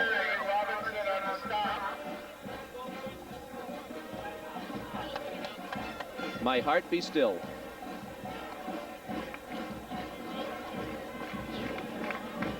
If you've ever met Coach Dick McPherson, the head football coach at Syracuse University, you have to understand why you'd want him to win. I know you have met Yes. Coach McPherson. Coach Mack's one of the great people in college football. Of course, it's hard to root against either coach in that one. The way I look at it There's is... Seb Laspina, who is the offensive coordinator for Yale. He has been with the Bulldogs nearly as long as Carm Koza. 2nd and 7. Jenkins into the line for 2 more. Down to the 5. It'll be 3rd and goal from the 5. You're right about Joe Paterno. The way I look at it, he's had more than his share of winning already. Let somebody else share in the fun. Well, that's what Larry McElravey's been thinking down there. He's, I've had my share of losses already here. I deserve some of the sweet taste of victory. Big 3rd down play coming here. Yale has been content to keep the ball on the ground. Both teams have relied primarily on the run here in the 2nd half, and as a result, it's been a fast-paced 3rd quarter, and we're already a minute and a half into the 4th quarter. Ryan looking to throw this time, looking in the end zone, throws incomplete. Shoup was there, he was open as the coverage man fell down. On the coverage was Terry Elliott, he went down, but Shoup couldn't come up with it, and it's 4th and goal from the 5. And it looks like they're going to go for the touchdown. Once again, the maneuverability of Kelly Ryan puts a great deal of pressure on the defense. I thought for a moment there he might have been able to run that ball into the end zone or certainly get it down around the 1. The Bulldogs will go for the 6 rather than to try the field goal. They've already had 2 kicks blocked, a field goal and an extra point. Ryan looking for Athanasia. He's open, and it's a touchdown. Dean Athanasia, his 2nd touchdown reception of the day, the 90th catch of his career, and Yale comfortably on top now 26-7 with 13:27 to play in the 4th quarter. The controversial penalty kept the drive alive, and Kelly Ryan taking advantage of the break had good protection because Columbia decided to blitz John Alex, the monster, back on the play. But Athanasia, 9 career touchdown catches now as a Bulldog. Derby trying to get back on track. His last point after touchdown was blocked. That one is good. And it's 27-7 Yale with 13:27 to play in the fourth quarter. Yale 27, Columbia 7. So another tough afternoon for the Columbia Lions. But, you know, Sean, when you look at this football game and the way it has unfolded here this afternoon, you can see, even with what they have right now, as you get another look at Dean Athanasia scoring his second touchdown of the day for Yale, you can see the foundation being created here by Larry McElravy because of injuries and not a great deal of talent among his upperclassmen. He has been forced to play young players. But you look at a player like Chris Konovalchuk and John Alex and some of the other people that are going to be back, and you pair those with the young men who were 3-3 last year as freshmen and the freshman team this year that is already 3-0, and you can see that Columbia is probably on track in terms of a timetable for getting this program turned around. I'm really not sure they're going to win a game this year the way it's going, but I'd be willing to guarantee you they win a game next year. At least one, probably several. Princeton and Harvard, our game next week. Harvard on its way to victory today over Dartmouth. Both of those teams will come into that game with just one loss in Ivy League play, and that could be good for a share of the lead with Brown leading Cornell. Last we heard, that goes into the end zone and is down by Terry Brown. Columbia takes over 1st and 10 at the 20-yard line, and we'll see a new quarterback into the game for Columbia. Mike Sidewand is coming on, number 20, a junior from Olmsted Falls, Ohio, and he's a defensive back. This will be his first experience as the quarterback here for Columbia. But he is an all-state quarterback in high school, Division III among the 5 divisions in the state of Ohio. You can see there what kind of success he had as a senior in high school. He's a liberal arts student at Columbia. Going to hand off on his first snap. Della Pietra got a yard, and a penalty flag goes into the pile. They're going to return the face mask favor that they granted Yale a moment ago. On the white, 5 yards. Well, if it's a make good, it's a little late. That was a big call, that face mask penalty. Would have been 4th down in an 8 situation. I would have thought in that setup that Yale would have gone for the field goal. Face mask on the white. It's still a 1st down. Instead, they get the 1st down and eventually the touchdown.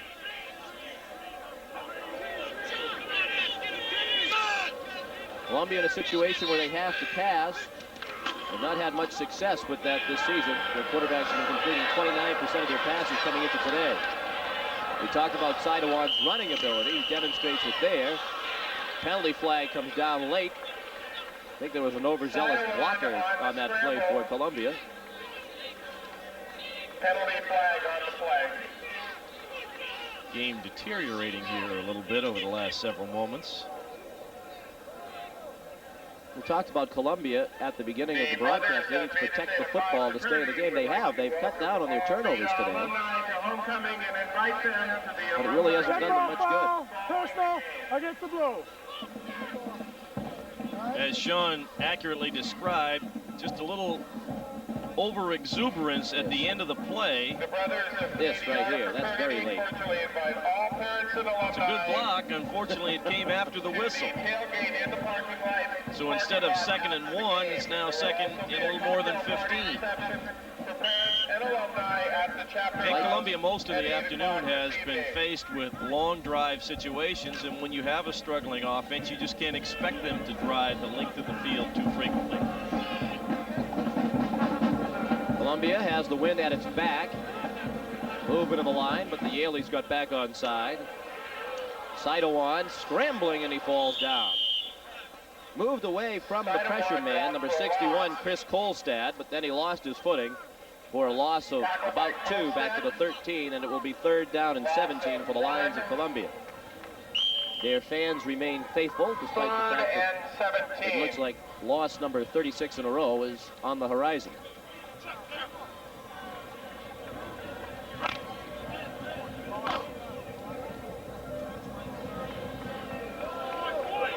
.12:10 to play, fourth quarter. Yale 27, Columbia 7.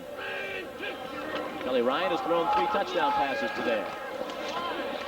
Sidewan got 2 on 3rd and 17. And a punting situation for Columbia as Matt Pollard and the punting team come back out. I really enjoyed the comment of Dean Bob Pollock, the dean of Columbia College here, when he said there is nothing funny about the losing streak here at Columbia, but there's nothing tragic about it either, and that's great perspective.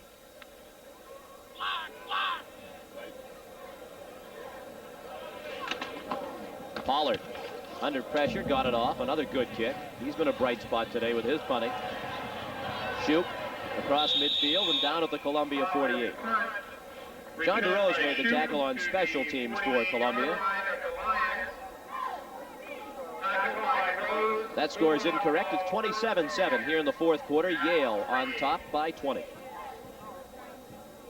And we're going to see a new quarterback for the Bulldogs, Bob Verduzco. Backup quarterback now will be directing the attack after Kelly Ryan did a masterful job again. Bob Verduzco is a sophomore from Santa Cruz, California. His interest is in investment banking. Hands it off to Kevin Bryce on the first play. And Bryce got nothing.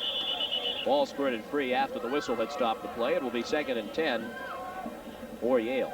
You talked about Columbia doing a better job of protecting the football. Princeton trying to come back against Lehigh. Yale had come into this ball game with 9 interceptions and 8 fumbles, and they have been able to hang on to the ball all the way to this point. You saw Duke hanging in there against Clemson, 10-10.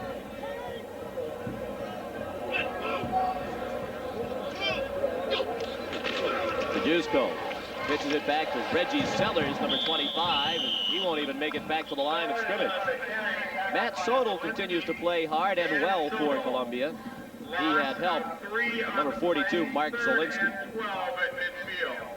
Reggie Sellers got the call. He's a sophomore from Winston-Salem, North Carolina. And 2 of the NFL teams that still play in college ball, Nebraska and Oklahoma, winning.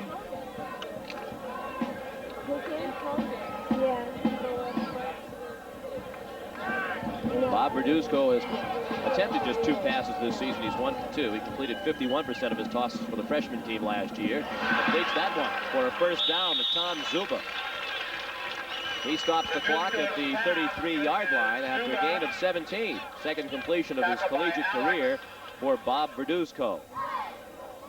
Yale does an excellent job of getting the linebackers moving around with that rollout action and then getting the backside receiver dragging underneath. They've been throwing that all afternoon to Athanasia. That time it's Zuba who made the catch. Yale's problem has been on defense this season. Gave up 17 points in their opening loss to Brown, and that was their best defensive effort of the season. Gave up 27 points in a win over Connecticut. Gave up 62 points out of Hawaii and gave up 34 last week in their win over William & Mary. Sodal again charging through to make the tackle on 1st and 10. That play goes for a loss of 2 back to the 35. Matt Sodal. Now he's a guy that we're talking about. He's out there because he loves playing football. He has never won a football game in his Columbia career. He is going to lose another one here this afternoon, and it doesn't make a bit of difference to that young man. He is playing as hard as if he was playing on an undefeated team. And he's played like an all-Ivy performer today. Sure has. Verduzco completes it. Nice pass out to Zuba. He's wrestled out of bounds at the 20-yard line. John Alex still playing hard as well. He made the tackle. There are only 11 seniors on this Columbia team, and a number of those young men have been injured. So that gets you down to playing some young men who have not had a whole lot of experience. And I don't care where you play, you can't beat the experience out on the field, talent or not. First and 10 Yale with the Columbia 20. 8:56 to play fourth quarter. Yale leads 27-7. Dusko wants to throw again. Does. Incomplete. Don't really know who that was intended for. Rich Schulte was in the end zone. It came up short of him, and it was thrown over the head of Chris Plunkett, the backup tight end. Second down. Brown has opened up a 7-point lead over Cornell.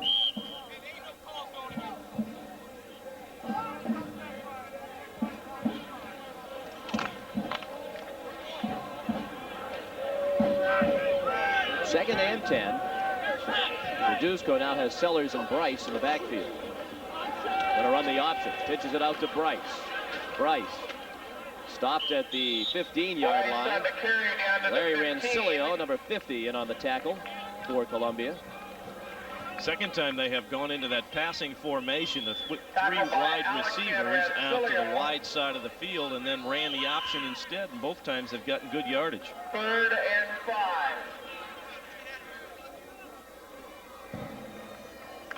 Next week, we're in Cambridge. Princeton at Harvard. Crimson coming off that heartbreaking loss last week at Cornell, a game you saw here on the Ivy League Network. On the delay, Sellers, sophomore from Winston-Salem, North Carolina, comes up short of the first down. There's another flag, Sean. This officiating crew has thrown the flag today as though they're getting paid on a commission basis. Kelly Ryan finished the day 14 for 21 passing for Yale for 243 yards, 3 touchdowns and no interceptions. Watch Matt Sodal, number 65. This was a young man we were talking about who has just played his heart out all day long. There he is away from the play, but still hustling across, trying to get in on the tackle. It was a 10-yard holding penalty against Yale, and that'll move it back to the 25 and make it a third and about 15. With 8:37 to play in the fourth quarter and Yale leading by 20. They got on the board in the first quarter with 9:42 to play on a 20-yard touchdown pass. Kelly Ryan to Dean Athanasia. Dave Derby added the extra point. Columbia scored its only touchdown on a fake punt. Matt Pollard, 37-yard pass to John Robinson. Yale came back before the quarter ended. Kelly Ryan 53 yards to Bob Shoup. That made it 14-7. To the end zone goes Verduzco, and it's intercepted. And he takes a seat wisely in the end zone. Terry Elliott with the interception for Columbia. And the Lions get the football back on the second interception of the year for the sophomore from Golden, Colorado, an economics major at Columbia. Terry Elliott has had very good experience at coming up with footballs. He's a ball boy in the summertime at training camp for the Denver Broncos. He's been an assistant equipment boy for the Broncos. Nice interception. His father was the equipment manager for the Broncos for a while. Continuing our recap of the scoring, Yale made it 20-7 in the second quarter on a 1-yard run by Mike Stewart. And in the fourth quarter, Dean Athanasia, a 5-yard touchdown pass from Ryan with the extra point made it 27-7. Sidewan's pass, or make that Patello's pass as he's back in the ball game, was incomplete. Brett Byerly was on the receiving end of that attempted completion. Haven't heard much from Byerly today. The tight end for Columbia came in as the Lions' leading receiver with 6 catches. He does not have one today. Second and 10 from the 20. Patello back at quarterback after Sidewan was in for a series. Looking over the middle, dumps it off, it's complete. And it's good for a first down. Paul Mayotte on the reception, number 44, the sophomore from Danbury, Connecticut, economics major. That's his 3rd reception of the year. And his longest reception of the year, his previous long was 7 yards. That one went for 10 and a first down. Got that neck brace on that someone will call the lazy boy because it looks like the back of a recliner. Mayotte now the lone back. And he gets the handoff and goes up the middle for about 2 yards. Todd Cowan, the punter and backup linebacker, made a pretty good stick that time. Stopped Mayotte after a couple of yards. Gain of 2, second and 8. Looking ahead on the schedule for these two teams, Next week, Yale plays host to Penn. It will be a big ball game for both teams at the Yale Bowl. And Columbia goes out of the league to play at Bucknell. On second down, Patello complete to Mayotte. Taken down, flags all over the place, and John Hansberry knew it as he grabbed the face mask of Paul Mayotte. Face mask penalty will give Columbia first down at about the 41-yard line with 7 minutes remaining in the fourth quarter. Yale leading 27-7. Down we go to Mike Madden. I'm standing here with Quinn Cochran right now. Quinn's the captain of the 3-0 Columbia freshmen. Quinn, what is the attitude of the Columbia freshman team? We're just going out and trying to win a few games. I mean, what's it like playing? You know you're going to join this varsity team next year. What are you guys looking forward to? You got a 3-0 team right now. What can you bring into this team next year? Just ourselves and the talents that we have to offer. I don't know if we'll make an immediate impact or not, you know. We're playing at a different level. I mean, you know, we're freshmen, they're varsity. Obviously, they're better than us. And it's a big step up for us, so you know, we'll just have to see what we can do next year. All right, looking ahead to the next 3 years, what do you see as your group as seniors? I mean, you've beat a couple Ivy League teams. How do you feel about your chances are for, you know, making this thing competitive in the next couple of years? Well, in terms of next year, I don't know. You know, try and help us win a few games next year. Junior year, maybe go 500 or so. Senior year, I'd like to think of taking the Ivy League title. All right, well, thank you very much, Quinn. John, back to you. There's a completion over the middle into the Yale territory. Brett Byerly, the tight end, with his first catch of the afternoon, the sophomore from Scottsdale, Arizona. You got to like Quinn's attitude. Never mind trying to win a couple games. He's got the Ivy League title penciled in for his senior year, 3 years from now. Nothing wrong with that. The optimism of youth, right?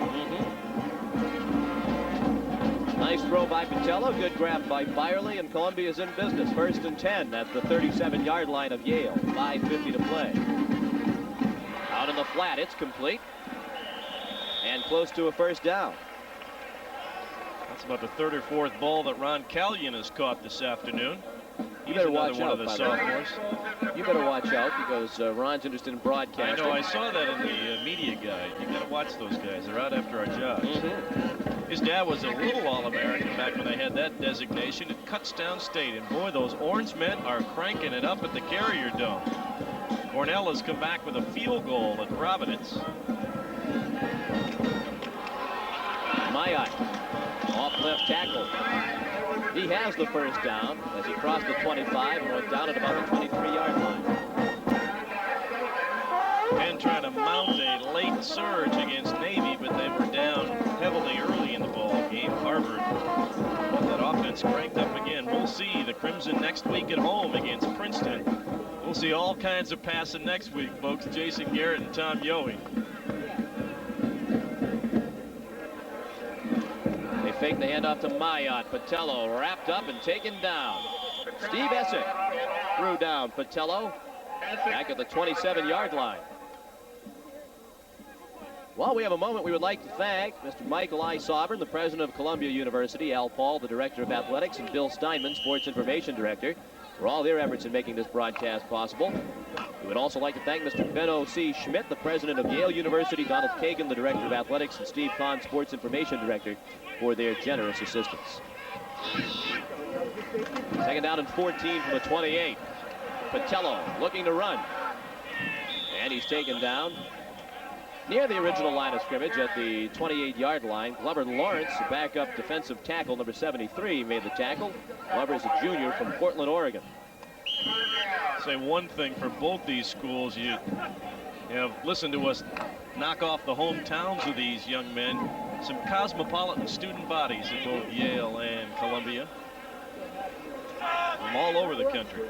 Less than 4 minutes to play, 3:45 remaining, the clock running. Patello on 3rd down, going deep. Konovalchik, it was overthrown. Running stride for stride was John Hansberry on the coverage, number 95. Brings up a 4th down and 12 from the 27-yard line with 3:40 to play, and Yale leading 27-7. Eli's on their way to a 3-2 record overall. This victory will level their Ivy League record at 1-1. 1-1 right now means you're right in the middle of the hunt. The way things are shaping up, should that Brown score hold up against Cornell in Providence. Safety blitz.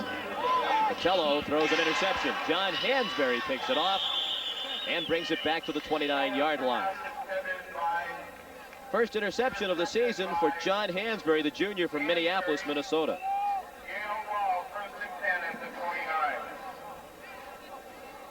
For alumni and one of our sponsors right there. Payne Weber. And we Thank do you say very much. Thank you, Payne Weber. And here's another one. The Chrysler Corporation. We thank them. Joe Campana. Thank you very much, Joe. Jeffrey Orleans. We know that gentleman. We certainly do. He's an awfully nice guy. Do we have to give equal time now to the other presidential candidates since we point out George Bush from the Yale class of 48? I think we might have had too much time.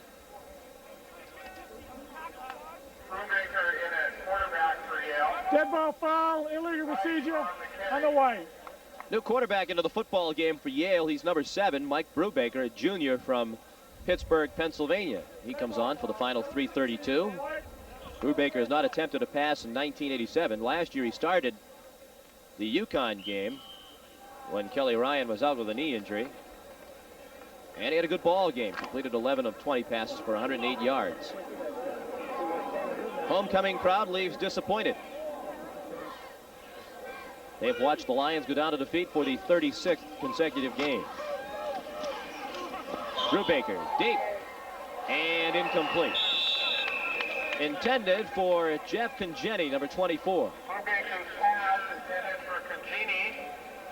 Another young man from my high school in Cleveland. They're all over the place. You came from a big high school, I think, Well, Jack. that's true, too, yes. St. Ignatius. Jeff Congeni out of Rocky River, Ohio. He's a senior.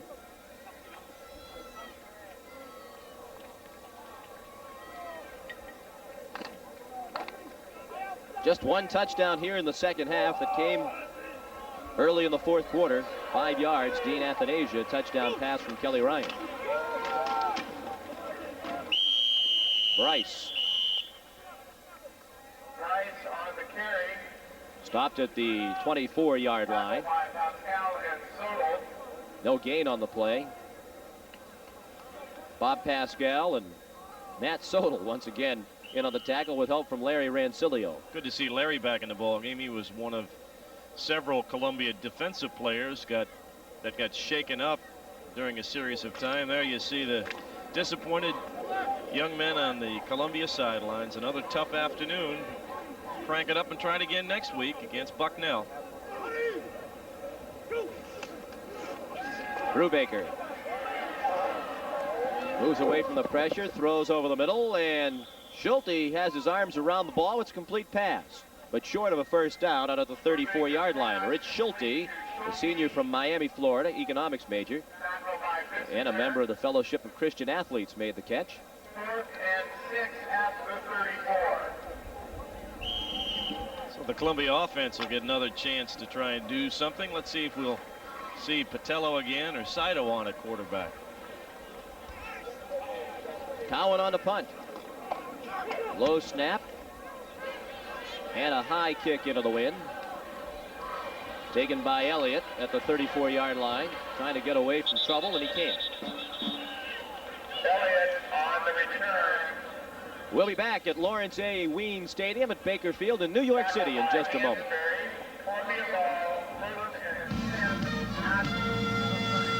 The Ivy League football game of the week is made possible by a grant from Chrysler Plymouth. We're working together to be the best. And by a grant from the financial professionals at Payne Weber.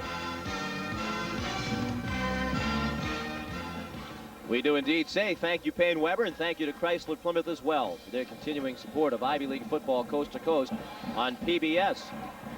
First down completion out to Terry Brown, number 22. He goes out of bounds near the 39-yard line. Been an encouraging performance for Dave Patello. He came in with numbers that weren't too impressive. 11 for 31 passing entering the game, with 4 interceptions, no touchdown passes, and a 35% completion rate. But he's played pretty well today. They've moved the ball, as we talked about, from 20 to 20. They just can't get it in. They just can't get the finish off plays, and that really shows up the talent deficiencies. Just not quite enough bodies out there to match up yet. 2nd and 5. Patello deep down the middle and complete. Matt Asif with his first catch of the day, number 29, the junior from Spring, Texas. That's his first catch of the season. They'll go without a huddle here as the clock starts to become a factor. It'll stop while they move the chains down the field, but it's down to 1:43. Love to see him get another score just for their confidence. Yale leads 27-7. Patello rolling left. All kinds of time. Throws too low, and it's intercepted. Looked like it might be dropped, but it was not. Robert Bigelow came up with the interception, his first of the year and the first of his collegiate career. He's a sophomore from Englewood, Colorado. Flagged down, however, on the play. Let's see what it is. They had an ineligible receiver downfield, I'm sure. Patello should have. 6'9", downfield. I guess it's close. Yeah, that's that way, Dave. That way. Yeah. He got that far and had people in front of him. He should have just kept running. Instead, he got in trouble by standing there and then tried to feather a ball in, and it was not the way to deliver it. Ineligible downfield. On the blue. First down, White. So the interception stands for Robert Bigelow, who among his many athletic accomplishments, we should point out, he also ranked 13th in his graduating class of more than 900 students at Cherry Creek High School in Englewood, Colorado. Dave Patello will finish the day 13 for 22 for 129 yards, and he's thrown 2 interceptions. Down to 1:20 to play. The reality of loss number 36 in a row beginning to set in along the Columbia sideline.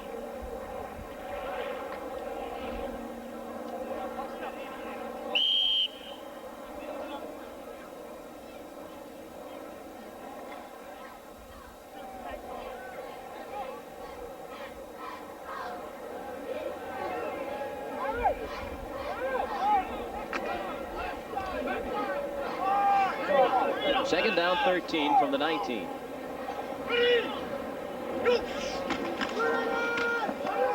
Brubaker hands it off.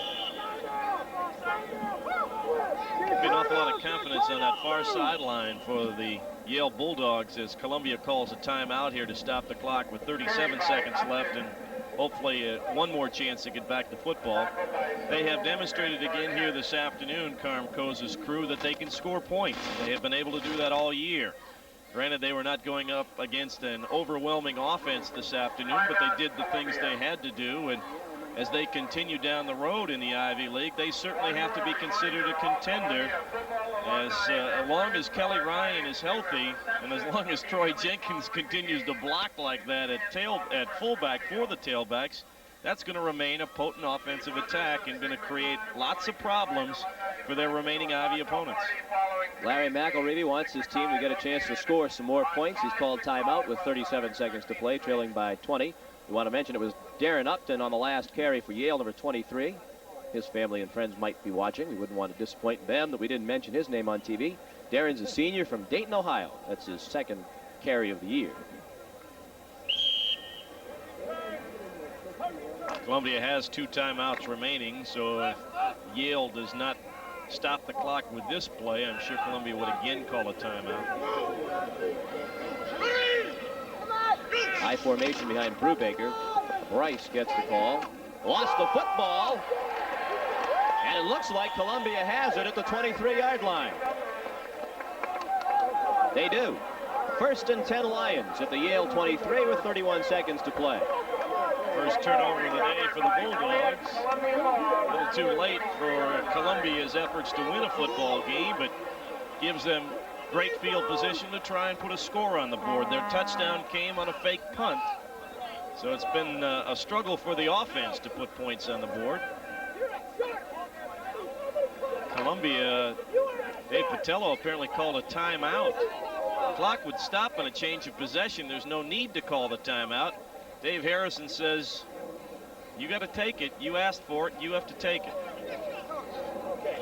Larry McElreavy ought to go out and buy some lottery tickets tonight, because sooner or later his luck has to change. Even in this game, just the little things, the face mask penalty stands out as one bad break, and there have been several like that throughout the game today. Sooner or later his luck's going to change. That's what he feels. I think he looks down to that freshman team that he watched beat Yale last night and feels that's part of that lucky streak coming his way. To this point in the season, Columbia has been outscored 161-22.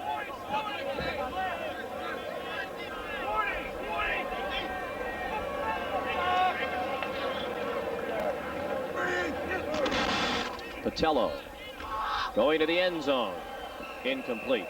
Intended for Ron Callion. He was well covered on the play by Jim Parsons, number 36.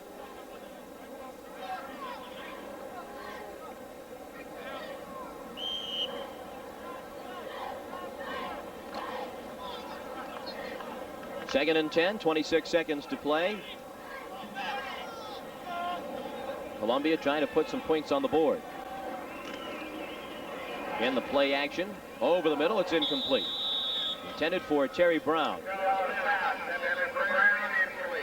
So it's 3rd and 10 for Columbia with 23 seconds to play. Yale keeps mixing up their coverages and blitzing from the secondary rather than the normal linebacker spots on these last two plays.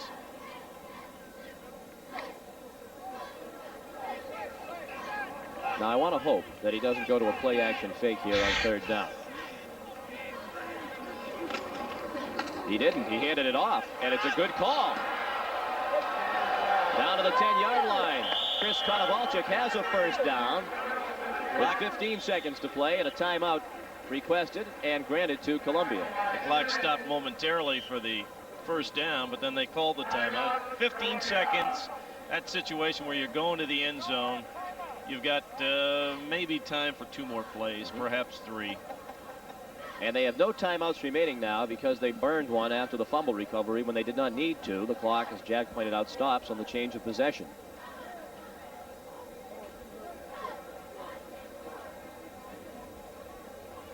Looking down below, you got to like the Columbia cheerleaders. They were still down there cheering. They've stopped now, but they just completed a cheer.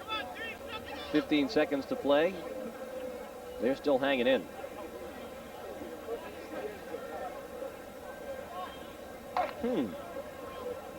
We were underneath the 59th Street Bridge that man was a part of. 59th Street Bridge song, one of their hits last night. That's right.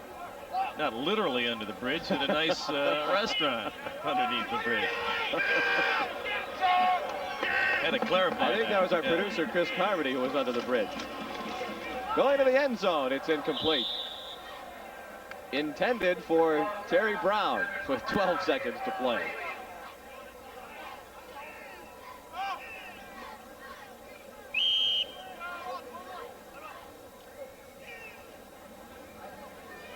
As always, we'd like to thank our producer, Chris Carmody, our director, Bob Lanning, and the rest of our Ivy League Network crew for the fine job they've done today, bringing you the sights and sounds from Lawrence A. Wien Stadium at Baker Field in New York City. 10 seconds to go. That pass is caught for a touchdown. Terry Brown scores the touchdown for Columbia. And it's now 27-13 with 8 seconds to play and the extra point upcoming. First touchdown catch of the year for Brown, and the first touchdown pass thrown by a Columbia quarterback this season. And they're going to go for the 2-point conversion.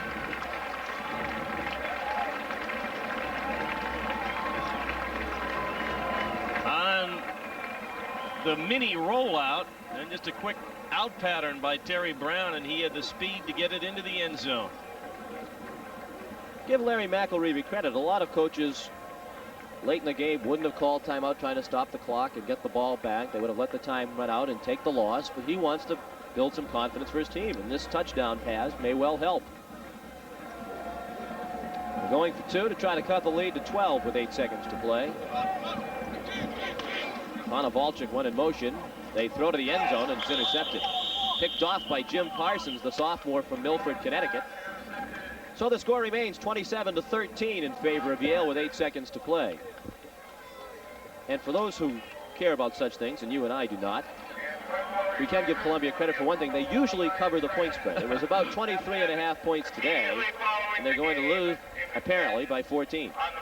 You were passing out the thank yous. We have to thank our stage manager this afternoon as well, Connie Houston. Yes, indeed, we do. Superlative job, Connie. She worked hard today.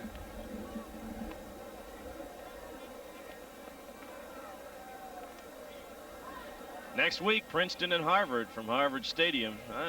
I'm excited about that one already, and that's a week away. away. A few passes. Tom Yohe throwing it up there about 40 times a game, and Jason Garrett also likes to put it up. And Judd Garrett, who has been everything advertised at running back for the Princeton Tigers. Let me ask you this question. It's been speculated upon. There's been a lot of publicity about the Garrett brothers who used to play here at Columbia, all three of them, and they transferred to Princeton when their father, Jim, resigned under pressure as the head coach at Columbia. Do you think, as some people have suggested, that if the three Garrett brothers were here right now, Columbia would have won at least a football game or two? I would say without question. I would imagine they probably would have won a couple of football games last year.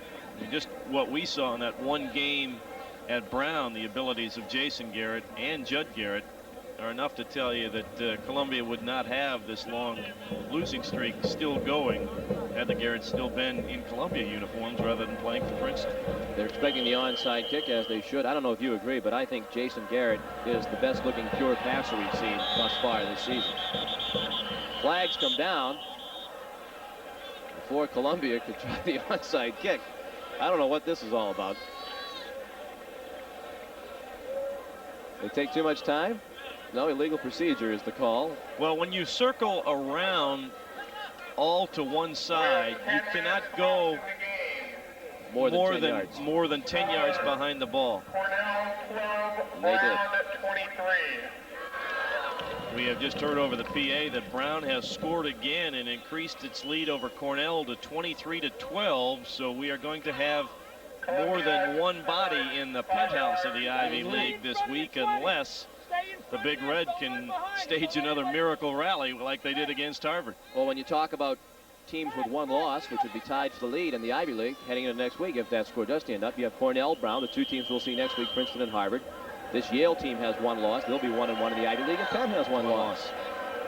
So it's going to be an exciting race down the stretch. Onside kick, and a good one, goes high in the air, and it's recovered by Columbia. Now the question was he in bounds? Well, he was shoved out of bounds. It's a judgment call on the part of the officials as to whether or not his feet would have come down in bounds had he not been hit on the play.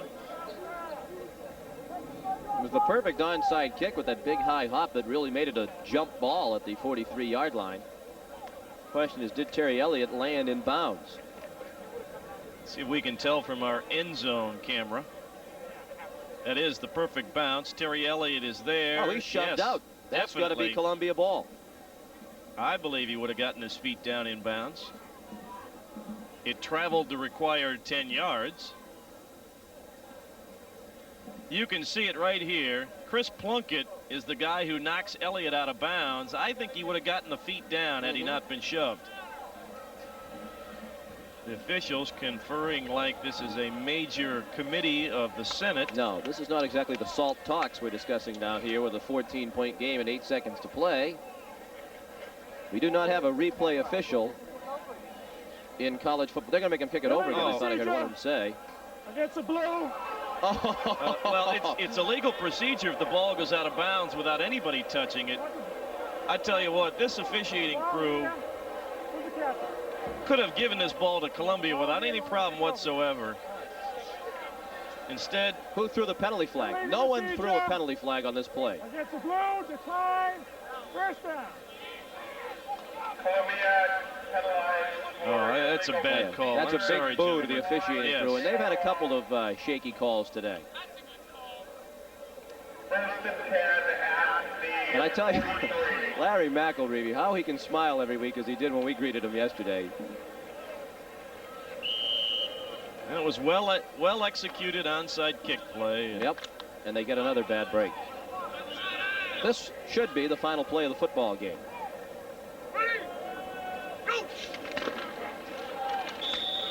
Brubaker plunges forward. He gained 2 for those of you keeping stats at home, and this one is over. Larry McElravy heads off, having watched his team lose for the 15th straight time under his tenure and for the 36th consecutive time overall. 27-13 is the final score. Jack, clearly this is an improving Columbia football team, and I think the Yale team is one that hasn't been talked about much as far as the Ivy League title, but they're going to be in this race to the finish, I feel. Well, most people felt that Carmcosa's club would go as far as Kelly Ryan's health could carry them. Kelly has been healthy this year and has been extremely effective. You see Princeton rallies to beat Lehigh, so Steve Tosh's Tigers continue to play good football. For Columbia, you're right, though. I think they're going to be an improved club as the year goes on, and they've got chances. Bucknell and Lehigh the next 2 weeks, hard to say, but Dartmouth, you know, there's a possibility against Dartmouth, and they finish at Cornell and at Brown. The game for Columbia against Dartmouth is here at Lawrence A. Ween Stadium at Baker Field on November 7th. Next week, we hope you'll join us coast to coast for the Ivy League football game of the week on PBS. It's the Princeton Tigers with just 1 loss on the year taking on the Crimson of Harvard University. Once again, the final score today here in New York City, Yale 27 and Columbia 13. For Mike Madden and Jack Corrigan, I'm Sean McDonough. So long, everyone. The executive producer of the Ivy League football game of the week is Barry Frank. Produced by Chris Carmody. Directed by Bob Lanning. Technical director Tom Clark.